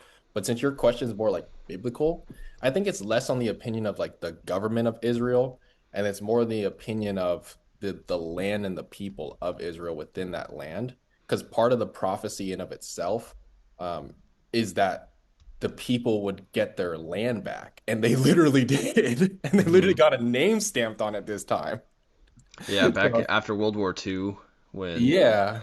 yeah, So, you know, and that's where it gets super complicated because then you start seeing, you know, a lot of contradiction, a lot of questions, a lot of things that we don't have answers to. yeah. Well, the problem is like one thing that the government did down there is they banned DNA test because like what they found out is that most of like modern day Israelis aren't even Semites. Because like a lot of them moved from Europe, and there was something shown that like if you like DNA tested modern day like Palestinians, they were actually more Semite than current Israelis. But I don't know, that's like a lot of political stuff too. So it's like not something I really want. Like if you're not really educated in it, there's no point in really bringing that up much. Yeah, that's like not where I get good at like my debate hat or whatever. Like that's Hmm. where I usually stay out of it. And I tell people like I don't because the way that I work, bro, is I like to be educated on everything. Hmm. I like to have it like answers to it all, but I'm never gonna get answers to all because I don't know what's going on in the US government. I don't know what they're thinking about. I don't know what's going on in the, you know, Israeli government. Hmm. I don't know what they're saying in negotiations or their relationships or whatever. Like, so yeah, that's usually how I operate. Yeah, no, that's fair. I mean, I think also, unfortunately, for me, like being so involved and looking into it, it almost causes a higher level of stress because you're constantly thinking about like what could happen and all the negative Yeah. effects of us today. So it's almost like a blessing and a curse for you for like not knowing about it because you kind of have that peace of mind where you don't have to you're not constantly worried about what could happen and everything. You're just focused on you and God. Yeah. Yeah, and that's how I like to live because like I like to try to be as primal as possible. That's why it's hard to reach me on social media. Because I'm aiming for like, social media is good as a tool, but I try to be as primal as possible to the point where um I am disconnected because it builds a better relationship to God and a better relationship to you know, the world he created. Like I can be more present in everything that I do. Because the moment that people usually bring their phone up and their screens, the time just gets dissociated suddenly. Now it's just So like easy. So easy. You get so in easy. that doom scrolling and you're just next thing you know 2 hours go by and you just walk you don't remember a single thing you watched. Yeah, dude. So I've gotten myself to sit in boredom, and it kind of you start when you do that, you start realizing how much time actually exists every day when you just sit in boredom and you don't allow yourself to do those things. So I like try to opt in and replace that. So that's kind of how I've been operating a lot lately, and that helped build my relationship even stronger with God. I even used to only read my Bible on my phone, but now just the other day I bought my first like physical Bible just so I can double down on, like even my color on my phone, bro. I have like that grayscale like Hmm. color on my phone. I just got red lens glasses and that has completely just helped me. Yeah. People don't can't even comprehend how much red lens glasses help you, especially at night. Because Yeah. one, if you're getting terrible sleep, I would say that's the first thing I recommend. Because a lot of people are either watching TV on a computer, on a laptop, phone, iPad, whatever Yeah, device like you this. have, even your LED lights. Yeah, but most people are on their phone scrolling right in bed, Just like and laying down, yeah. that blue light disrupts your ability to create melatonin in your brain, and your sleep is not nearly as what it could be as if you weren't having that disruption in your melatonin.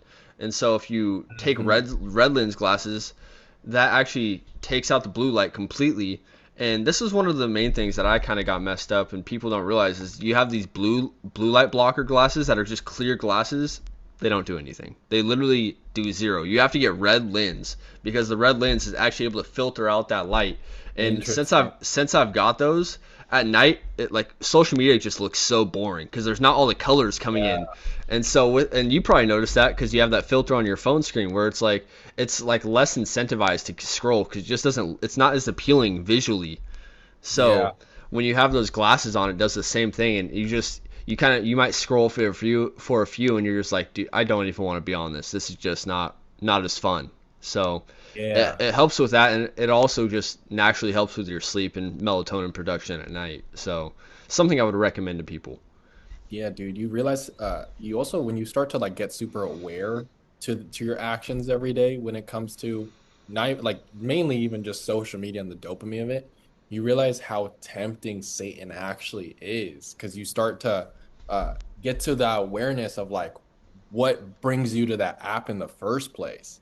Hmm. And then like normal like majority of it is like it's gonna be boredom or it's gonna be lust for certain people or it's gonna be like yeah, just like there's gonna be that itching and that inkling to like want to do something there that really doesn't make a difference or should be replaced. And you start seeing that, you see how Satan wants to tempt you with noise when God just wants you to sit silent with him for just even 5 minutes. But people have that struggle. How do you think Satan on a day-to-day basis plays into your life? Tries to intervene? Ugh, dude, he likes noise. He doesn't like to be quiet. He likes to try to be loud and distracting. So that's how he works. Because I find in my most like silent, meditative, and like just like quiet moments with God, the nice walks down the street, um, you know, no music, no nothing, phone down. Uh, Even if it seems difficult or it kind of like hurts the dopamine every now and then, like I always find the greatest prayer answers. revelations from those moments, and that's when I get close to God. Um, but Satan likes noise. So he likes to try to take that away as much as possible. So he'll like to bring up other aspects and like try to get you away from glorification through like what you love to do, for example. Like us talking about God here on this podcast is a form of glorifying the Lord, right? That's that form. It's we're able to connect with him, communicate with each other. Me doing boxing and you doing whatever sport you love to do, like those are ways of glorification. But then Satan would like to take all of that and try to add in more noise. He likes fame, sex, money, power. If he can get you with those four things, and he'll like to show you those things. That's why people bring up the Lamborghinis, the nice Rolex watches, the fact that one man can get 25,000 women, right? That he tries to make sure that you don't look good and smell good because you have humility and care for yourself. He tried to make you say, "Oh, you got to look good and smell good so you can go attract that person. You got to look good and smell good. Otherwise, I'm going to make you feel insecure about yourself because you're not, ready to get that person, or you're not in the ability, you don't have the ability to walk into the room because you're not powerful enough." Like he tries to be loud, distracting, talk in your ear. Like that's how he is. Yeah, Um, Shia LaBeouf was recently on a podcast. He's an actor in Transformers, is what he's yeah, mainly known yeah. for, and he also played in a very Christian movie, I think a couple years ago too. I forget what the movie was called, but um, he recently converted to Christianity a couple years ago, and he's been pretty like open about it. He's also kind of a loose cannon with the way he talks and everything. But he was recently on an interview, and he was asked about the way he prays, and he said he sits in silence, and it takes about 5 minutes to kind of completely clear your thoughts, but you just have to really focus on being silent. And then when you finally get to that point of completely clearing your mind after about 5 minutes, you kind of get this presence where you feel like you're more able to connect and pray to God and get more deep. But he said it takes about 5 minutes of just trying to clear your mind. And based on what you said with the devil being loud and trying to intervene and have all this noise, that would make sense that it takes like you are physically fighting him off for that time. Because I notice when I meditate, because I sauna, and when I'm in the sauna, I try and meditate, and it's always the first few minutes are really hard to clear your mind, and it's like almost like something's pushing you to not do it. Yeah, and it even can get you anxious at times 'cause you start thinking about it too many things, and you're Hmm. like, "Oh, wait, I have to do this, this, and this," and it starts opening cycles. So I get that. Also, I don't know if it's true, but I heard that Satan, one of his like greatest gifts or something was music, or I don't know I if think that's I heard true. that. I think I heard that a while ago. Was that, so that's why like, you hear and see a lot of satanic stuff in the music industry. I believe it because music is so emotional and so powerful, and it's a great way to glorify the Lord. But the thing is, a lot of people use music to glorify sadness, depression, drugs, lust. Like that's majority of the music. And the thing is, people like their music, so they listen to just all of that on loop every single day, and they don't realize how subconscious it's affecting themselves.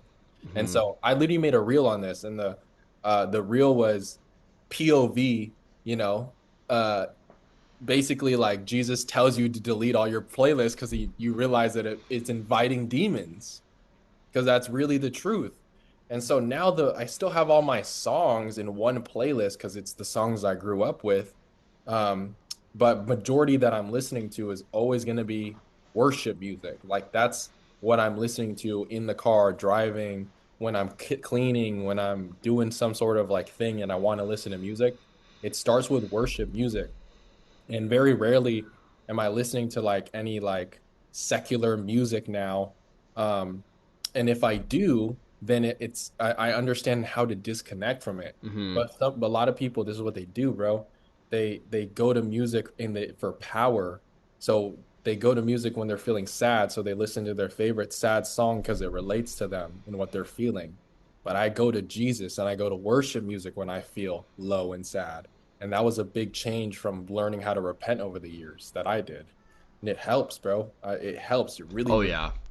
Yeah. Having that awareness of what you're listening to dramatically help or drastically helps. It's crazy. Like, and I'm not saying you can't listen to that stuff, to any secular music, but I think, like you said, if you have to be able to be aware of what you're listening and be able to kind of disassociate from it. Yeah, because like I mentioned, people will lean into the power a lot of the time without even realizing it because um it's good to like, you can listen to whatever. Like I don't think God has a problem with the fact that you love freaking Third Eye Blind or Yeah, with different music. whatever. Yeah. Yeah, it's music is music. But when you start to give it power, it's giving the devil's voice power because he is telling you that, this emotion you're feeling, the lust that you like, these like these are the things that you should be leaning toward and relating to, but that's loving the world. So you gotta be wary of the music you listen to, that you take in, absorb. You mentioned something a bit earlier about you having a demonic experience. Can you go further in depth on that? Yeah, dude. So in 2024, I was running my businesses, and this is like not even the first time this has happened. There used to be random times, like once in a blue moon. Like it wasn't often, but it would happen, and it would be interesting because um, I would like get this random moment of just being uh, evil. And by evil, I mean like a lot of slander. Like I knew how to hurt people with my words. And then I would continue with it. I was like good at it in that sense. So when I got into an emotional state, and it kind of made me grow numb or made me grow like, defensive, I would use my words to hurt people. And so I used to do that. And then the thing is, I would feel shame about it and I feel deep shame about it.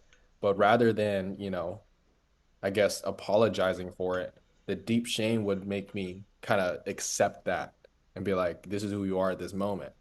And then, almost double down on it. And so that would happen in like around my family, and my family would notice it. And to them, obviously, it's like, oh, Rose is having a bad day, a bad week. You know what I mean? Because they know me, they know that's not who I am. They know that's just something that's within me that's come that way. Um, but I remember what like my sister would point it out, and she'd be like, "Dude, like you're evil right now," and like that would make me cry out of shame because I knew it, but that's not who I wanted to be. And at first, I didn't know what that was. That would happen like maybe once or twice in 2024, like every couple other months, and like something would just happen. I would just get into that mode. And at one point, bro, this is where it's crazy. This is now probably a couple months before October or around October, I think. 2023 actually, not 2024, sorry. Different timeline. So this was 2023. That everything I just told you about was 2023. Now we're in like probably September. And I do a meeting Tuesdays and Thursdays every week for my community when I was running that business. And these would be like 50, 60 people deep, consistent every Tuesday and Thursday. They were very loyal. They were very happy with these meetings. They always learned something. And also, this was a Christ-centered community. I made sure that like what I was building, even though I didn't fully know Christ and didn't really read the Bible yet, I got introduced to a Christian person who really made me under like know like low key you got to start like reading the Bible, bro. Like you got to actually if you believe in God, you'll believe in Jesus. And I honestly believed her, but I didn't yet like dive in. That's why I told you I went to the Quran first. So that was around that timeline where I was like, listen, like this is still a Christ-centered community. Like we'll build it around this. Um, and I do want to lean toward God and Jesus. And she even pointed out to me person who introduced me to the Bible. She said, dude, I see you and I know you have Christ in you, but I also know you have Satan in you too, bro. Like I see you leaning both ways. And she asked me the question, who do you choose? And I said, to be honest with you, I'm still on the fence. I literally said that because I'm honest. Like I'm like, bro, I'm like my genuine feeling. I didn't know who to choose. So I told her that. And she was like, you if God will like I'll pray for you. And so in that week, I'm pretty sure I'm laying in my bed and going to sleep. And in the morning, usually the afternoon, I know that I'm gonna host a meeting for my community. and there's some new guys there too that are gonna show up. And bro, I'm laying down and I for some reason could not sleep that night. And it's like 3 or 4 in the morning and everyone's asleep and I could not sleep. And I remember like just having this just random feeling of anxiousness and nervousness and fear and like confusion. Like I was like just knowing something was gonna happen. This was crazy, bro. Hey, if y'all are scared of demons, don't be. Jesus got you. Because this is what happened to me. Anyways, I felt the room physically get darker. Like visually and physically and spiritually get darker. I felt an energy presence, evil one, physically enter my room. And I felt like I was looking at it. And my words was literally like, oh no, because I knew what was going to happen next. And I literally, spiritually, and physically, and visually, even like it's hard to explain how I visually saw it, but it was almost like, an entity from hovering over me. I literally go, oh no, because I literally spiritually felt it enter my heart and my soul.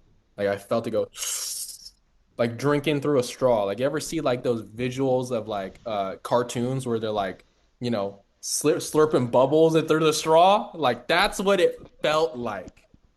That's literally what it felt like, bro. That's how you ease the conversation because it was horrifying. It was so horrifying, bro. I felt it, and the moment that I felt it fully enter my soul, I literally that's when I said, "Oh no!" Like I'm like it got me, like it literally got me, and I remember just feeling this shift of like I'm numb now. Like I guess this is what it is. So once that happened, bro, the next morning I wake up. I wake up late. My meeting's at 12, and I wake up at like 11:40. And so I feel like garbage. I don't even like fix my hair or anything. I used to have big afro hair at the time, so Mhm. I just put a hat on. Just put a hat on. And I have eczema. So like I always have to make sure I take a shower in the morning so I can like lotion myself, wash my face or whatever, because I get dry skin. But like I literally didn't even do that. Like I just kind of like rinsed my face, put on a jacket so no one can see all my problems, and then just kind of like, just like puffed it up, like just put on a jacket, put on a hat, put on my Mhm. glasses, sat in front of my meeting. Dude, that was the weirdest freaking meeting of my entire life. There were new Wha- guys there, there were new people there, and I was so awkward and so disoriented and so out of it. And I'm not saying like out of it, like people were like, okay, like, Roe looks like he's on drugs today. I'm talking about like people could like visually see that something was just wrong with me. And like even in the way I was speaking and the words and the way I was carrying myself, you guys can see the energy I carry on this meeting. That's how I always carry my energy in all my meetings. But for some reason, it was just different. And I could see my team members because I had salespeople at the time who also attend the meetings. And I could see all of them looking at me like, like literally worried because I was just so like I was off timing. I was so out of it. I was saying weird things, and it was so discomforting for the newcomers that this is the first time I've ever had it where they did not want to come again. Usually I build people and they stay because they love it. And that's why I said I had a loyal following. Dude, I had all these newcomers and every single one of them did not want to show up again. Every single one of them. That was how the That's day went. And that's yeah, when I it's was like, pretty crazy. yeah, that's when I was like, I need to find like I was like, demons are real. I need to find a religion. That's what that was. That's why in that same month or next month or so, I was like, all right, let me find something now. Hmm. And dude, that's actually happened in the Philippines when I was there in 2025. It's happened in 2024. It's happened in 2025 multiple times, but it was because I was still getting closer to God and Satan was trying to get me away from him, trying to fight me. So every now and then it would happen. And every now and then he would win the battle. I'm telling you, but he would never win the war because I always like deep down, like still God, I got God, even though you got me, demon, I got God.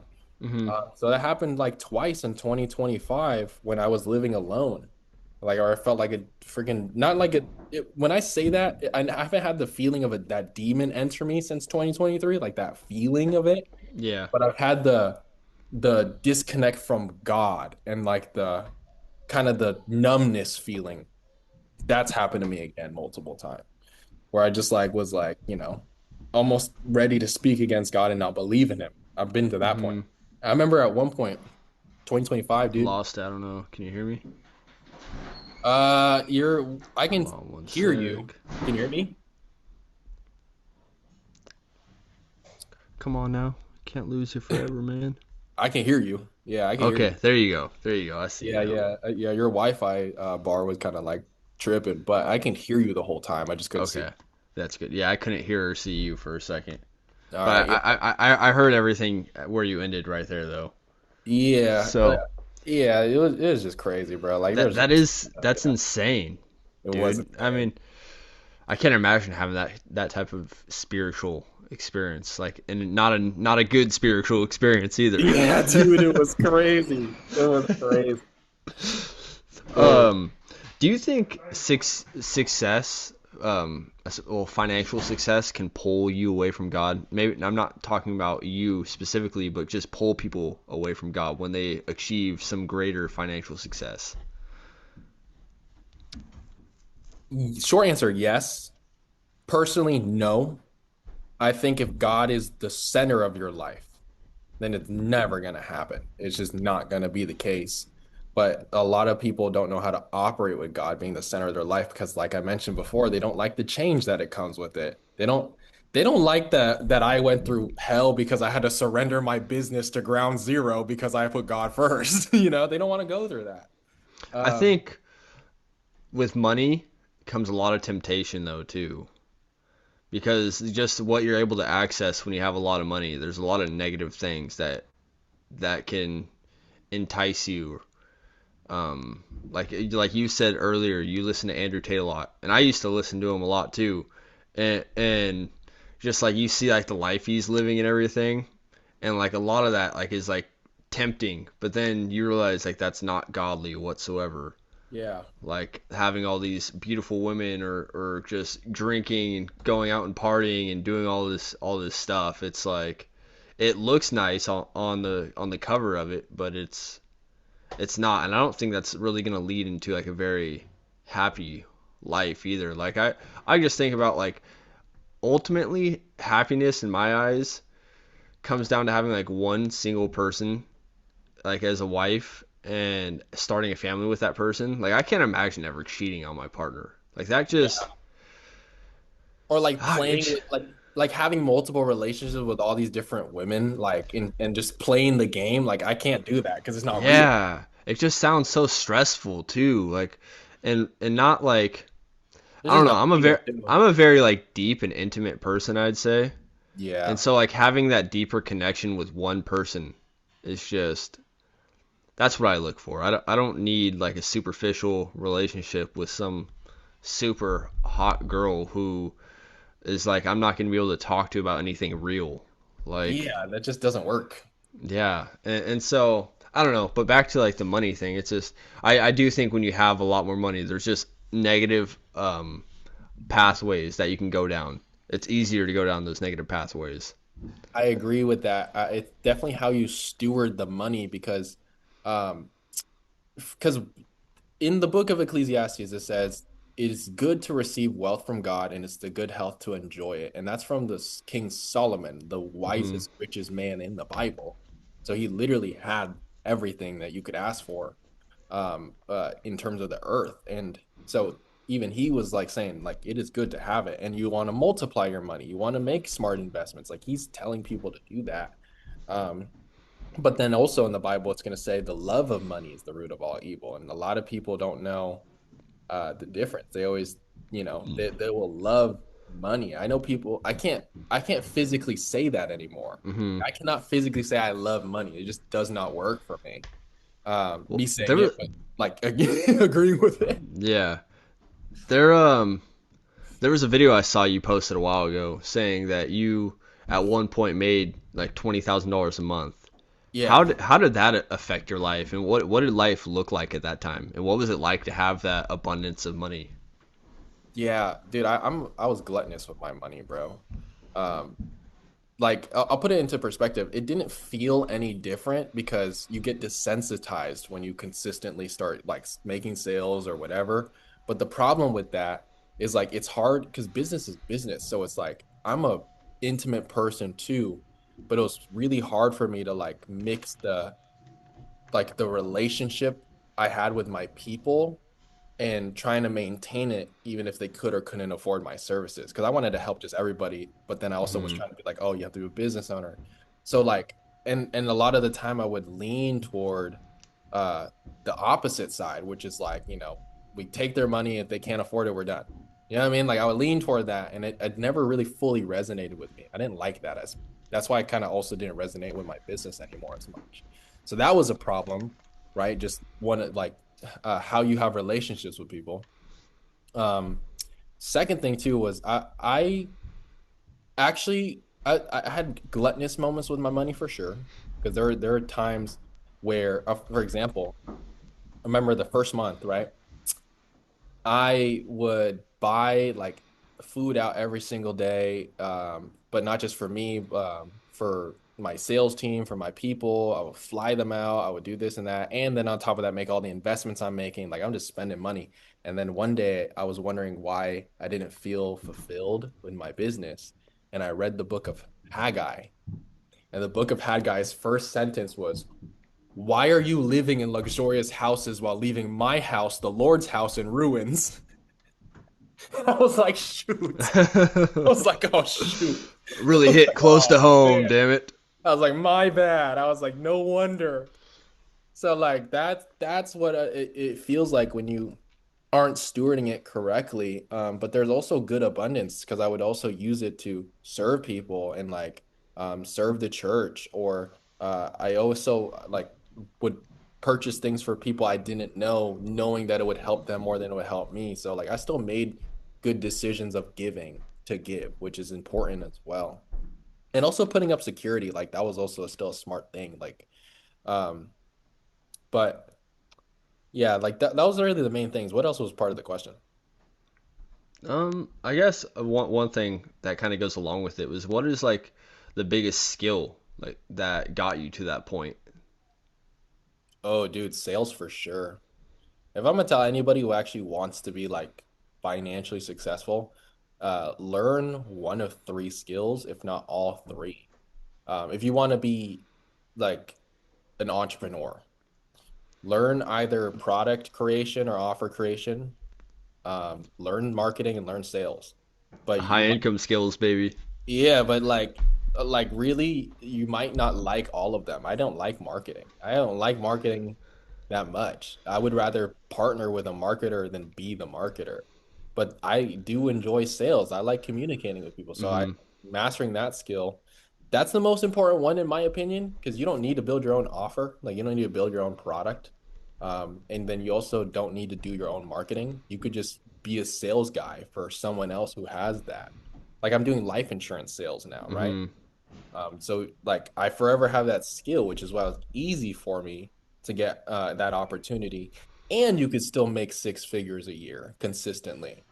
So yeah, It's it's crazy looking back at I used to work for a marketing company for 2 years and you mentioned something about just seeing like all the numbers and you kind of get desensitized yeah, by it and like it's also just cool like watching like what you're able to do like one of the things yeah, one of the companies I managed I was doing TikTok ads for them and they were a window replacement company and I used like $2,500 and the return on investment was over 60 grand and it's just crazy like knowing like when you yeah, have one of those skills and you see like what the money you're able to make off it it's just really cool and then yeah. also, you mentioned like one of the three skills, high income skills. It's also kind of funny because that leads back to kind of how me and you got introduced. I think back in 2023 or 2022 from Yeah, it's Jason Capital. 2022, bro. Chasing capital. What do you think of him now? You know what's crazy? Like, no disrespect, of course, but my sister, I was having a conversation with her, and a lot of the guys I had invested into, which included Jason, she was kind of saying, and she made the prediction, and she was honestly right. She was like, a lot of the ways that these guys are operating back then is not going to work in this, this style of the year now in Hmm. 2024, 2025, 2026 going forward. And she's kind of right because that dude disappeared off grid and now he's doing things more behind the scenes. But that front end social media presence that brought me and you together of just like marketing high end front Hmm. end and trying to build like showcase the lifestyle. I feel like a lot of people are caring less about that and caring more about other things nowadays.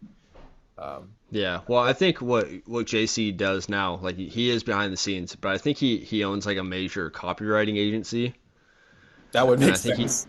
yeah, That would make sense. but I still love a lot of his stuff. I think like he is Yeah. probably one of the best speakers, and just the way everything is tonality and the way he just is so enticing when you listen to him. Like he's Yeah. got speech and communication down Yeah. and copywriting. Like he can sell anything through email. Like Yeah. Yeah. I I agree with that. I remember that was one of the main reasons why I connected with him in the first place was because I wanted to learn communication skills and body language and human behavior. So hmm that's where I was like, all right, I resonate with this dude because he doesn't he that's what he was presenting at the front end, but he still had all these opportunities to make money. So it was hmm like resonating at the time. what was the course that it was like something through DMs, IG agent or something or The one we connected on was like literally like how to make 4 grand a month with an online course. okay, That's what it okay. was. Like that was his pitch. It was like I'll show you how to build an online course of your own. Yep, okay. I know exactly which one that is then. Yeah, I've got so much of Yeah, his so stuff, especially over the years. I mean he stopped doing that. And what's kind of funny uh is that like 2 years ago he released a Discord where you can get all his courses he's ever dropped for $45 a month or I think I've $50 a seen month. that. Yeah, And I and I remember I that. joined it at first to see what it was like. I'm like, dude, I literally probably gave this guy like $4,000 just from buying different courses, and now I can get it all for $50 a month. Yeah, dude. Yeah, it's so crazy. The But power of information and just monetization. yeah, it's also crazy now because it's like the power of AI. So I could get all that information on it by a click of a button and putting in the right sentence. Yeah, literally, and that's where good wisdom and good IQ and just like awareness also comes in. Hmm. Well, after Jason Capital, I think I remember you went and worked for Mike Barron at one point, right? Yeah, I was a sales rep for his company. That's where I really like learned and mastered the skill set of sales. Hmm. Um, and I was there for majority of 2023. And then after that, I quit the company. I felt like I had the skill set that I needed because I wasn't really there to make the income. I was there to get the skill set. So I didn't want to be like a long-term sales representative. I want to be a business owner. Hmm. So I was there. I learned the skill, and within like 8 months, and I was like one of the top. I became a top closer my first month as a closer when I became a closer. I remember that, and then I became the top like two setter in the company within 3 months while I was working Hmm. there. And I was there in person, so it was like a great experience. I got to get everything all in person, get the data and the information, Did you and have then to pay to join that program? yeah, yeah. The way that it worked was I found him first through the program because it was like, oh, teach you high ticket sales, and I was a Hmm. owner. So I got that program, and then the opportunity was to get placed with a job after that, and I wanted to work for them because I knew I was like, why would I work for other company? I want to like master the skill, so might as well work Hmm. for the people teaching the skill. So I did that, and I moved to San Diego. I sold my car. I landed one client for $1,000, and then I got my first commission check for like 1,500 bucks or something. And then I took all that money and I bought a one way ticket to San Diego, and then that's where my journey started. No place to stay, none of that. Hmm. But good people provided for me when I was out there, so God bless them. It's crazy. Did you ever run into or talk to Casey Cox? Yeah, a couple times. When I was there, he wasn't working there, so Hmm. I talked to him a couple times. And then when during like the later season, he was running his own business. He was running a company called like Consistent Commissions. And so Hmm. they would come in and we would do something that was kind of fun. We would do like sales days where we would basically do like a team sport where like his team versus our team would have like a sales day, and whoever loses has to do a challenge. Like at one point we had to eat someone on their team had to eat like a hot Dorito chip, like the Hmm. super spicy ones for losing the challenge. So we do fun days like that. Yeah, he's one of the guys. I found him on TikTok. He had like 200 followers at the time, and this was like when he like right when he first started with Mike. And I DM'd him and kind of chatted with him for a minute, and then next thing you know, within a few months, dude, he started killing it doing sales. Yeah. And it's just crazy how much high ticket sales can change your life if you master that skill. Yeah. And it's not for everybody because it is like a skill that, if you want to get good at communication and you want to get good at like, you just like enjoy that process Hmm. and the hustle of it. But I believe it's one of the greatest skills that you can learn because you can really be anywhere at any time and you can make 1,000, 5,000, or even $25,000 appear out of thin air. Yeah, that's crazy. I never. The only reason that like kept me away from sales and went more towards marketing is because marketing I don't really have to. I don't know. I just don't like pitching people really over the phone. Like I've just never the like. Yeah. It's always scared me, dude. To be honest with you, if I'm like breaking it down, it's just there's always kind of a fear of rejection, I guess, and like cold calling especially. I had to do that for marketing for a little bit, and I just hated it. Like I don't know. There's that. I wish I could, and I think I would benefit a lot from it. So I wouldn't be surprised if one day I learned the skill at some point. But it's just something it's so tough, and like you got to be a certain type of person to get into that.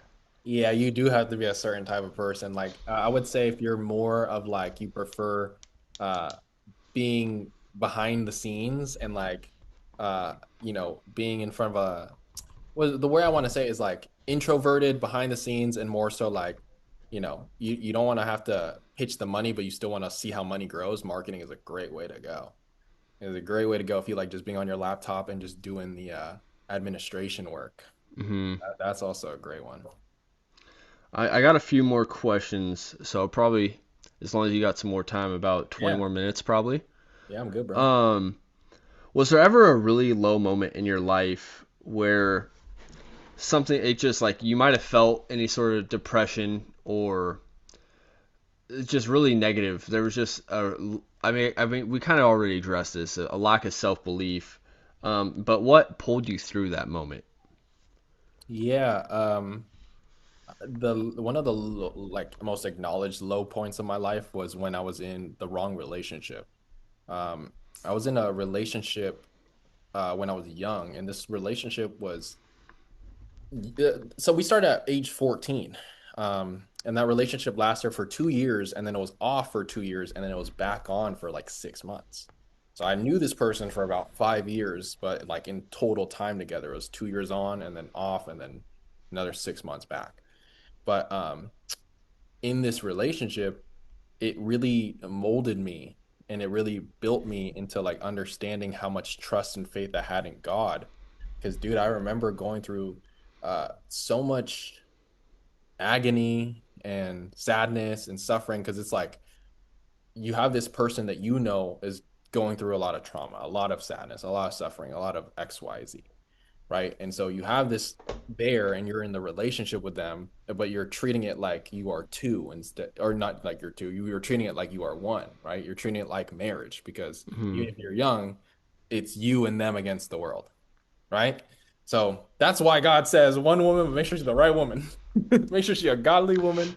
No Amen. disrespect, but make sure she's a godly woman and she is taking care of herself. All right. To the young kids out there. So I was not in the that relationship taught me everything I knew that I wanted in a relationship. And what I also really didn't want. It really set my standards so high. That I'm so grateful for it because it showed me true love and it didn't push me to be afraid of love. It actually pushed me to understand like, you know, how much awareness I had of somebody who went through things. Because I'm the type of guy where it's like I put myself in your shoes, so I know, oh, this is why you are who you are. And so I was with this person, and all of the, lash outs or trauma or like anything, like I was in the position where I felt like everything that I was doing, whether right or wrong, whether I chose myself or chose her, I still felt like it was wrong because I always even heard it verbally, like, Hmm. uh, love this person, no disrespect to this person. All right. Um, and I'm super grateful. But yeah, that was where I had the lowest points in my life, dude. Because I was like, they say 90% of your happiness is dependent on the person you choose. And it's true. I would 90% of my time, uh, I really didn't enjoy what I was in. But the reason why I stuck along is because, you kind of have the fear that letting go of this person will make it even worse for them. Was this your first real relationship? Yeah. But this was also my Same, longest lasting one too, right? same exact experience for me. My first real relationship, it was in high school, and I was just so insecure. Like I was constantly worried, and just that it was just, yeah, probably the saddest point of my life. Like I just was constantly just struggling with always just worrying about her and worrying about what she was doing, even though like she was a great person. She wasn't bad by any means, but it was Yeah. just it was my own insecurities playing into the relationship, and I was just constantly sad, and inevitably I ended up making like playing into her life, like negatively affecting her life, because my constant worries were carrying over, and it was affecting her when I'm constantly checking on her and being way over the top with stuff. And it's just things like that that you learn once you've been through it. Like you don't know Yeah. how a relationship works until you failed a couple times. And I think that goes with most things too. Yeah. You kind Yeah, of need failure to learn. it's true. And you also kind of learn who that a missing rib is real because you start to see that, this person is an incredible person. And, maybe you it's like the way from my perspective was I was kind of that was the opposite. I was like the I'm trying to fix this person type. You know what I mean? Because like So I yeah. I Yeah. was so sorry to cut you off, but I was so God. It was we were both really probably the same like that, because I was also like that was kind of my mindset at the time, because I'm not going to say any names or anything, but this person was like Yeah. really dealing with a lot of personal struggles and depression, and like had suicidal ideations at points and stuff, and like me think in there like I would just try and involve myself to try and fix this person and think that I can do that myself, when and that was just me not knowing how relationships work. I thought that was my first relationship, and I loved her so much, and I thought that meant I needed to be with her 24/7 to make sure she was okay and everything. But that was just my own insecurity and not knowing how relationships work. And it's just, yeah, it's sorry to cut you off, but yeah, That's it's fine, man. crazy. Yeah, dude, like it was one of those experiences where it's like, you see how traumatic things can get, and you kind of like I had one of those moments where it's like there's so much trauma that you almost block out the trauma and you can't remember it because that's how traumatic it was. Hmm. So that's what I was experiencing because I was pretty stable myself. I was the middle school kid that also said like, "Oh, anyone can put their burdens on me because I know how to heal myself, but these guys don't know how to heal themselves." Because I've always had that mentality. But then I got into this relationship and like I was still on that same wavelength, but it just kept breaking me more and more and more and more and more year after year. You know what I mean?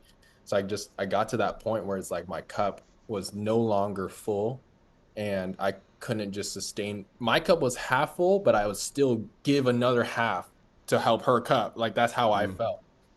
And so I like knew that I was the best thing for us to do was to separate. Like that's what I knew, but it was so difficult, right? Because the truth is we do love each other. Like that at that point we did. And so it was so difficult to let that go, but it's deep down it's the right choice. And at one point we did. But it was in that moment where I'll say it here, like that was a time where I did try to commit suicide at one point. And that was like a crazy moment because I like try to cross like one of the busiest streets of El Camino. And basically it's like a main street. And I try to cross without looking just because I'm like, all right, live God, like living like God, living like God. And I tell you, bro, I pass, there's a stoplight, right? And I go like, if there's a stoplight here, this is 3 cars down. I go like 4 cars down and I just cross. I pass lane one, I pass lane two, or no, I passed lane one. It's a 3-lane road, 4 lanes actually because there's a left turn. So I did pass lane two, and on lane three, I literally see my peripheral. a big freaking 18-wheeler truck coming like this. And I swear to you, bro, it wasn't slowing down because it didn't even expect me. So he didn't even have the reaction time to even brake. I literally kid you not, I just walked past him to the point where I literally felt the air of him drive past me. And then I kept walking across the street and I literally was like thinking to myself, like God wanted you to live because one split second later, like you would have smacked, like you would have been if you just decided to cross a split second later. I wouldn't, and so I'm grateful for that because now I'm like, all right, you do have purpose here. He does want you to stay longer, and so that like I've had those moments as a kid, um, and like that's the lowest of the low that I've gotten in terms of mental, spiritual, emotional sadness. And really my relationship to God is what kept pulling me through it over and over. Because in those moments, my inner talk, like my inner communication, wasn't like, why is this happening to me? And this and that and whoop de whoop and whatever. It was, so this is what I need to go through, God, to become the person that I need to be. It was always that. It was like I'd be crying and I'd be like, I guess this is the pain that I have to go through to become that man. Like that's always what my inner communication was. I don't know where I got it from. Hmm. That's how I always spoke to myself. I think it was just that blind ambition of knowing like, oh, you are one of those people like that you're meant to be something. So that's how I would speak to myself. And that's really what got me through it. And then when we broke up, I just doubled down on that, you know, built myself. It's crazy. You said how literally like a half a second could have changed your life. I kind of had an experience like that last night. We, me, Yeah. my brother, my sister, and her boyfriend, and my girlfriend, we were all out of town, and we were driving back into town.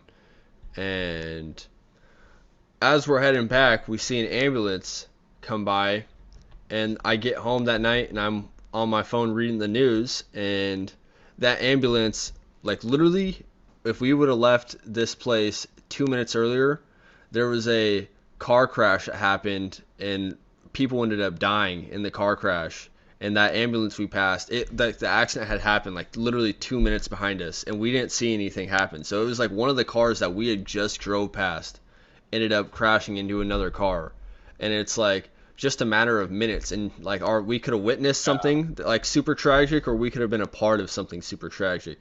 And it's just crazy. Like people don't realize the little timing of everything in life is like how much a minute can change everything. Yeah, that's why I feel like you'd like that movie Silence because it really makes you like uh really understand and like humble to yourself to like, all right, like this is God's timing, or this is what God wants, or this is how like suffering can happen to anybody. Hmm. Um, and we, you know, we don't know how much time we have on this earth, which is why it's like I could be aiming to be XYZ in the future, but it's really about taking it day by day, Yeah. being grateful and accepting your lot in life now. Hmm. Same. Do you or what was the biggest takeaway from that relationship that you learned that going into a new relationship that you'd completely change? Dude, everything, bro. Like everything. The whole dynamic. It's different. There's Eh, not a single thing I would keep. Everything, bro. I what I am glad I took away from that relationship is just knowing exactly what I don't want in a person. Hmm. And and I'm telling you, I've such high standards that like someone gives me an ounce, even just like a small salt pinch of what it is, um, then I'm already like uninterested in it in the Hmm. sense. And obviously I'm open-minded, like I give people chances, but I really do spiritually understand what I want and don't want. So when I spiritually feel and see and understand by how someone moves that you're just not my person, you're not my person. And so that's like I'm glad I went through that because you know a lot of people go through life where uh they kind of just want the pretty person and then hope for the best with the pretty person. But if you're a pretty person, you better not be an airhead around me. Okay. I'll love Hmm. to you, but I need to make sure you have fulfillment. Like I need to make sure that I'm attracted to you in all senses, every little detail about it. So that's important to me. And being like, especially you having a woman of God, someone who builds a relationship with Jesus and even if they're new in their faith, they're open-minded to building their relationship and doubling down on it, but just in the way that they move, you could tell they're humble, you could tell they're kind, you could tell they have peace within themselves. That's a big thing because a lot of people, they try to find peace in something else because they can't fill the void for themselves, right? Which also comes with the fact that they don't have peace with God because Hmm. God doesn't fill that void for them. And so I'm glad I learned all those lessons. I'm glad I didn't take it and get scarred by it because that's another thing people will go through is because what their internal voice is, which is what the devil wants, is not, oh, this is going to help me become who I need to be. It's why is this happening to me? Am I this? Am I that? I mean, it's like they start breaking themselves down, and they get afraid, and then they turn into lust. They turn to like, all right, screw that. I don't want to have a deep relationship with anyone anymore. I'm not. That also kind of connects to what you said at the beginning of this podcast with boxing, how you said you lost your first two fights, and it's like you could have so easily got like just the devil could have gotten your head and just kind of Yeah, gave you all this fear and everything, yeah, and like you kind of turned it around and didn't allow that to happen. yeah. And like it's just crazy. Like there's so many similarities between so many different things in this life, and if you look at the world like a book and like your teacher, you can learn so much through every little thing. Yeah. Yeah, 100%. That's why Solomon prayed for wisdom. Right? And I find wisdom to be very powerful and very important to my life. So, it's real, bro.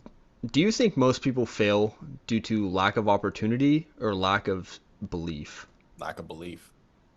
A lot of people have that it's lack of belief because when you will find so much more opportunity when you start looking for it. If you believe the opportunity is there, you will find it. The way I say it is you need to believe it in order to see it. And a lot of Hmm. people think you need to see it in order to believe it. But that's not how I've been in life, bro. Like I was a, 7-year-old kid being like, all right, you know, God, we can do whatever we want in this world. And I remember my imagination was that when I would play as a kid, I would imagine myself to be the best possible things, like the top of everything. Like, so if I was an astronaut, I was the best astronaut. If I was a, friggin' ninja, I was the best ninja. Whatever it was, I understood that you could be the absolute worst in the world and still become the best. So that's belief because I'm delusional. Hmm. That's belief that and so if the fact that I believe that, there's a quote. The quote is, and I got this from Mike. It was believing, believing, believing. You will be living what you believe in, even though you will be lying. Everything you tell yourself is a lie. So whether you tell yourself I'm the worst person in the world, that could be a lie. And whether you tell yourself I'm the best person in the world, that could also still be a lie. Regardless, whatever lie you tell yourself, you're still right. Right. Yeah, So I've which one? heard a simplified version of that, and it's so true. Yeah, it's like, are you going to tell yourself the one that's going to serve you or the one that's going to hurt you? And there's even a one, I forgot how it goes, but there's the same premise, but it's in the Bible where it's just written in a way where it's like, oh, sorry, not the Bible. It's in a book called Mind Gym. Shout out that book. You should read that book, or you can audiobook it on Spotify. Mind Gym, and it's the same premise where it's like what you tell yourself. Um, you're right either way. That's the simplest form. And so a lot of people, and your brain listens to that. Your brain will listen to the fact that you say that, it's possible for me to become what I want to be versus I don't know if I can become what I want to be. Yeah, I mean, I get it. You might not know. But regardless, are you going to get your brain to open that programming? Or are you just going to close it out entirely and never give yourself the chance? Just believe, man, because then you'll Hmm. start seeing things pop up. Because bro, I don't care. I've seen a single mom become a millionaire from $2,000 in debt in 4 months. In 4 months. I 4 months, dude. Yeah, in 4 months. She created a book and she sold through blogs. And then the blogs just blew up. And like, yes, that's luck, but that's opportunity because she said, I'm gonna give myself the chance, you know? There are guys who say you can't be a fighter at my age because if you start too late, you're too late. But freaking Anthony Joshua started at my age, and Anthony Joshua became an Olympic gold medalist or Olympic medalist at least in within the couple years, and then high class world champion. You know, Francis Ngannou from the UFC was started at like mid 20s and became a UFC world champion. dude, there's this Like, girl. Yeah, there's a girl who was a cop and she became a female boxer after the age of 30. She's a world champion now. yeah, that's wild. What Yeah. are some daily habits that you can do to protect you mentally and spiritually? Ooh, good question. Ooh, that's a good question. Yeah, dude. Daily habits that you could do that's going to protect you is start your mornings with the Bible. So read the Bible as like your first thing that you're going to do after your hygiene routine. This is kind of the way I say it. My routine is I wake up and I get up right away. I don't like to like try to scroll on my phone or whatever. And to stop myself, I usually delete social media or Instagram, any scrolling stuff, before bed, so that when I wake up and I do habitually pick up my phone, I can't just scroll. Hmm. So that's already a stoppage, and so I just get up. And then I'll do my hygiene routine and take care of myself, right? So everyone do your little hygiene routine, but the first thing I suggest that you do when on top of that is drink some water. Put a little pinch of salt in there for electrolytes if you don't got electrolytes. But drink some water so you hydrate your body. Take care of your temple. That's one great daily habit you could start out with. Hygiene routine and then or yeah, hygiene routine and then drink some water. And then if you want, eat some food. But then after that, like I'll start first with the Bible. In people say, "Oh, I'm commuting, I go to work." Dude, audiobook the Bible, there's an app. Audiobook it, just listen to it at least or read it if you want to read it. And if not that, then worship music, something that gets Jesus in your mind first. And it gets to the point where you can wake up and the first thing I usually acknowledge, if it's not Jesus, and if it's something else, then I'll usually my second to third thought of the day is going to be, oh, like, oh, so Jesus, good morning. Like, make sure the relationship is there. So that's definitely a daily habit. Start with your Bible and your worship music. Um, Another daily habit, if you don't use social media as a part of your work, then keep it off your phone. Start your phone or start your day by warming up your body. So boxing really helps with this because it kind of reminds me to do it. But if you really do want to have a good body in terms of at least just like something that feels healthy, try doing something that gets blood flow in every part of your body, your neck, your arms, your spine, your back, your legs, just natural stuff that'll start to warm up your body. That's another good thing because now you got hydration, now you got food, now you got your spiritual food, and now you also got blood flow in your body. So there's that. After that, you basically have everything you need in your morning routine because that's basically like you're all set to go. But I would suggest try to stay away from social media as much as possible, because that's going to get you into a reactive mindset and kind of distracted and kind of lost in the sauce. So my suggestion is try to sit in silence or try to do the next step of your day if you have work or whatever, but try to sit in silence with God, have a conversation with him, acknowledge him for everything you do. And then from there on, like your day is basically set for success. Um, get exercise if you can. Go on a walk. Go on a walk, skateboard, run. Get some exercise if you can. Definitely like something that at least keeps your body stable. Warm up so you can stretch. Um, Daily habit, eat good food. Eat good food. I I hate to break it to you guys. Whatever is in your cabinet, majority of it is probably not real.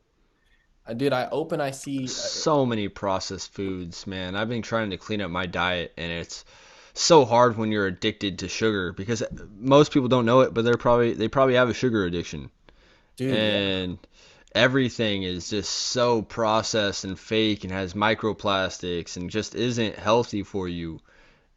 And Yeah. I've been really working on trying to change my diet to take out a lot of sugars and base it a lot more on protein. So it's hard, but you'll get there. Yeah, it's hard when you don't have purpose. Because once you lose purpose, that's why people stop. So if you don't have purpose, then you're not going to change your identity, and your identity is where it starts. I didn't stop smoking weed. I didn't stop eating bad until I started boxing again because I found that love and that passion for that sport had to change my lifestyle, and so I had to change my identity. But once I changed my identity, it literally was like a switch. It was so easy to stop smoking weed, and it was so easy to stop eating bad because I knew what my purpose was and my priority. So pray for God to find that. But yeah, to the people listening, because some people don't even know what's good food. Hmm. They don't. It sucks because the education's terrible. But good food, I'm telling you, like my like go-to things for carbs is I'm always gonna have some form of like a white rice because I'm Filipino. So there's some Asian food. I'm like, all Hmm. right, there's my carbs. I can have fruits. Fruits is good for you. Um, have some healthy fats, nuts and avocado. Like avocado and some nuts is a great thing. Dairy, cheese and milk if you're not allergic to that. Dairy is also good for your vitamin B12. Get that in your body. Eggs is incredible because it gets you the most nutrients in one freaking little thing. And it's the cheapest food. Like so you can have an incredible morning meal by just cooking yourself 3 eggs, right? Maybe some cheese on top of it, some salt and pepper if you want, Put a rice, little bit of avocado. Himalayan pink salt on it. There it is. 72 minerals in it versus your regular sodium salt. No minerals in sodium salt. You got one. Himalayan pink salt has 72 minerals. That's crazy because I have Himalayan pink salt, but it's so out of the way that I gotta start like I'm gonna start grabbing that one now. Hmm. Now you know, yeah, there you go. Yeah, like do your research on it too, peoples, if you really want. But like what you consume is so important because it also affects how you think and feel. It does, and Hmm. your body's a temple. Like, I'm a little blessed because since I have eczema, that's another reason why I have to eat good is because I don't break out and I don't dry up and I don't like, have like terrible skin days where I can't even freaking move. So I'm like forced into that as well. But yeah, that's another little daily habit. Get good sleep, at least 7 hours to 9 hours of sleep. Get good Yeah. sleep. It's usually health habits that are going to be the good daily habit. Hmm. Um, and yeah, dopamine control. Yeah, I'm actually having a buddy who's going to school to become a PA, a physician's assistant, and he's like super, super into health and fitness. I'm having him on a podcast here, hopefully within the next couple weeks, and he knows a lot about peptides and stuff. And we're gonna talk about like just health and all that, what to put in your body and whatnot. And I'm really excited for that podcast, just because that's kind of like that's where I've been diving into lately is a lot of just health and kind of getting my body right. Yeah, dude. I'm glad you're doing that too, bro. It literally makes your skin glow. Like everything is Yeah. so powerful. And Hmm. it literally, if you exercise and you eat good, you really do feel the difference and it just makes you want to eat better every single. Hmm. And eating good tastes good. Like you could also make sweet. People have sugar cravings. Put some honey on a banana. Done. Hmm. like, like Dude, what people don't realize too is eating good fills you up way quicker than all this junk food. yeah. Empty calories, dude. I could eat 20 bags of chips, but Yeah. I get one steak and I'm full. And, and Like, and who doesn't love one steak? yeah, Who does exactly. not love one steak? It takes like 10 minutes to cook your steak. Come on, Hmm. guys. Come on, 6 minutes each side, medium rare. Done. Oh man, I'm freaking golden off after that. Okay, Yeah. Yeah. Incredible, bro. I got two more questions for you. What's a truth about life that took you the longest to accept?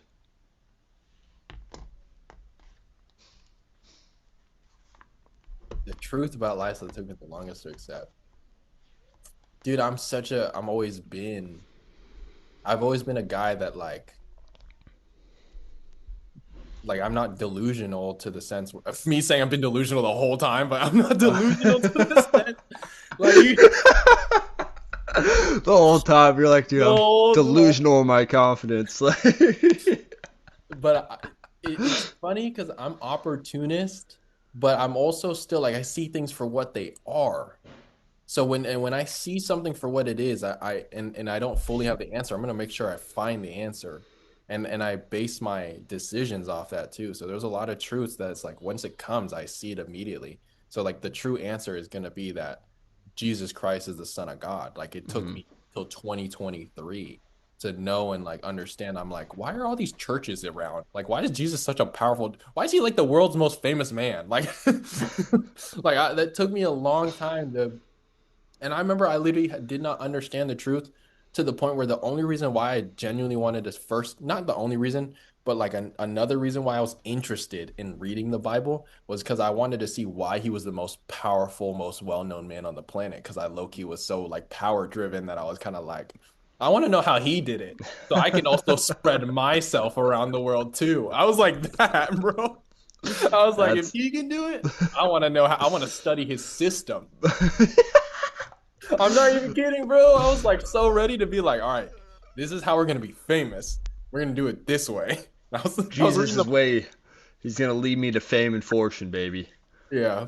So I was literally studying the Bible for that. I was like, all right, Jesus, how'd you do it? And then I realized, I think the best book for someone looking for that would be 48 Laws of Power by Robert Greene. I don't yeah, know if you dude, have you I- ever I've read that? I've started it a long time ago, but it wasn't something that resonated with me yet. Because there was also lessons that like it's kind of more like reminders for me than it Hmm. was lessons. Because it's like lessons I already learned, but it's also like lessons that people could misconstrue because they could use it for evil. So it's like if you want to Hmm. read that book, I suggest everyone read that book with a biblical point of view. Yeah, you could definitely. Well, he cautions that in the book too, is that all these ways of getting power, you can use those in a negative way. And he uses like past emperors and like Genghis Khan and all these people as examples of like what their power, their skill was that got them to that place. Yeah. So it's a really interesting book, but it's a long read and a lot of it like he uses like a lot of historical text and everything. So a lot of it you're gonna have to read over multiple times to actually understand what you're being taught. Yeah, I get that. I think you really like that book, Mind Gym, that I recommended earlier. Yeah, I wrote that down and I got silenced the movie. Yeah, Silence without a D, Silence, Oh, 2016. okay. Yeah, it's stars Andrew Garfield and it takes place in rural like Japan. And it's basically like the storyline is him as like a Catholic priest and going to rural Japan and basically spreading Christianity, but then also seeing, you know, just how Christians get persecuted. It's from his point of view, so it's pretty cool. It's pretty interesting. It's pretty humbling. After you pass away, how do you want people to view you and talk about you? How would you want them to describe you as a person and how you lived your life? Bro, I don't care about all that. I literally don't live on this world to please anybody but God, so it really doesn't matter. They could talk about me with whatever narrative. Um, can you hear me? Yeah, yeah, you glitched out for a second, but I could hear you. Yeah, they could talk about me with whatever narrative that they want, because regardless, their narrative is not gonna matter. Um, I kind of realized this too. Like, always had this lesson, but earlier today, I was just thinking about that same topic, because I picked up my mom from work, and her coworker, I met her coworker for the first time. She shook my hand, and she was like, "I heard a lot of good things about you. Also, you're dancing," and then I was like.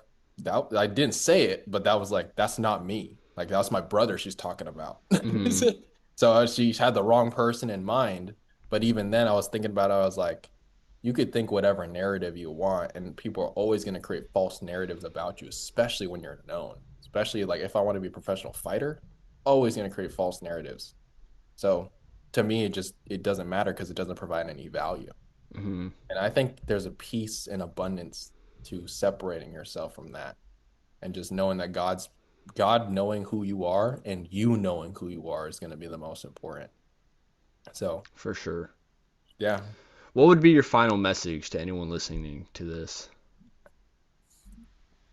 put God first in your life, center yourself around him, um, read the gospels, and I would say everything in life is super meaningless, right? Material, the world.